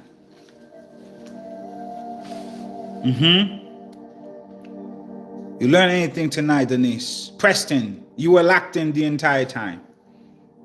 I want to give a big shout out to the moderators. My brother Larry on the lookout. Dr. Sharon, Denise, Shirley. Yes, all the moderators. I didn't see no demonic entities tonight. Damn! Makaya, I didn't see not one demonic succubus demon tonight. God damn. I didn't see not one. Shit. We had the fort unlocked. Priceless wisdom. Thank you to the moderators. Thank you, Mosai. You guys gave me strength. You know, my cough was not acting up. We were on that ley line. We were set, ready to go, and we went. We went there, y'all. We talk about sex, baby. We talk about cultivation, playing the harlot with the hand. We talk about all of that, yo. Position that can heal diseases. We talk about the sex taboo. We remove that bullshit taboo. We talk about it, y'all. The wives said the husbands were there, learning right alongside with them. Man, cultivate your Yang, cultivate your essence. Please do not play the harlot with the hand. Talk to your children, educate them, know what the hell is going on with them. You heard? All right, family. I'm gonna fall back for a couple of weeks. You know how I get. And I come back strong, most High willing. Okay? Thank you for everyone for blessing me with your presence. We thank the Most High for giving us the gnosis, the understanding, the patience, the comprehension, the brain cells. We thank the supreme power above greatness in all the sunsets, the ancestors. We thank all of them for writing on stone tablets, on bamboo sheets, the ancient gnosis, so that we can learn of them today in 2025. 20 Tory. Thank you, family. I simply must be going. Yah Shalom. Until next time. Peace.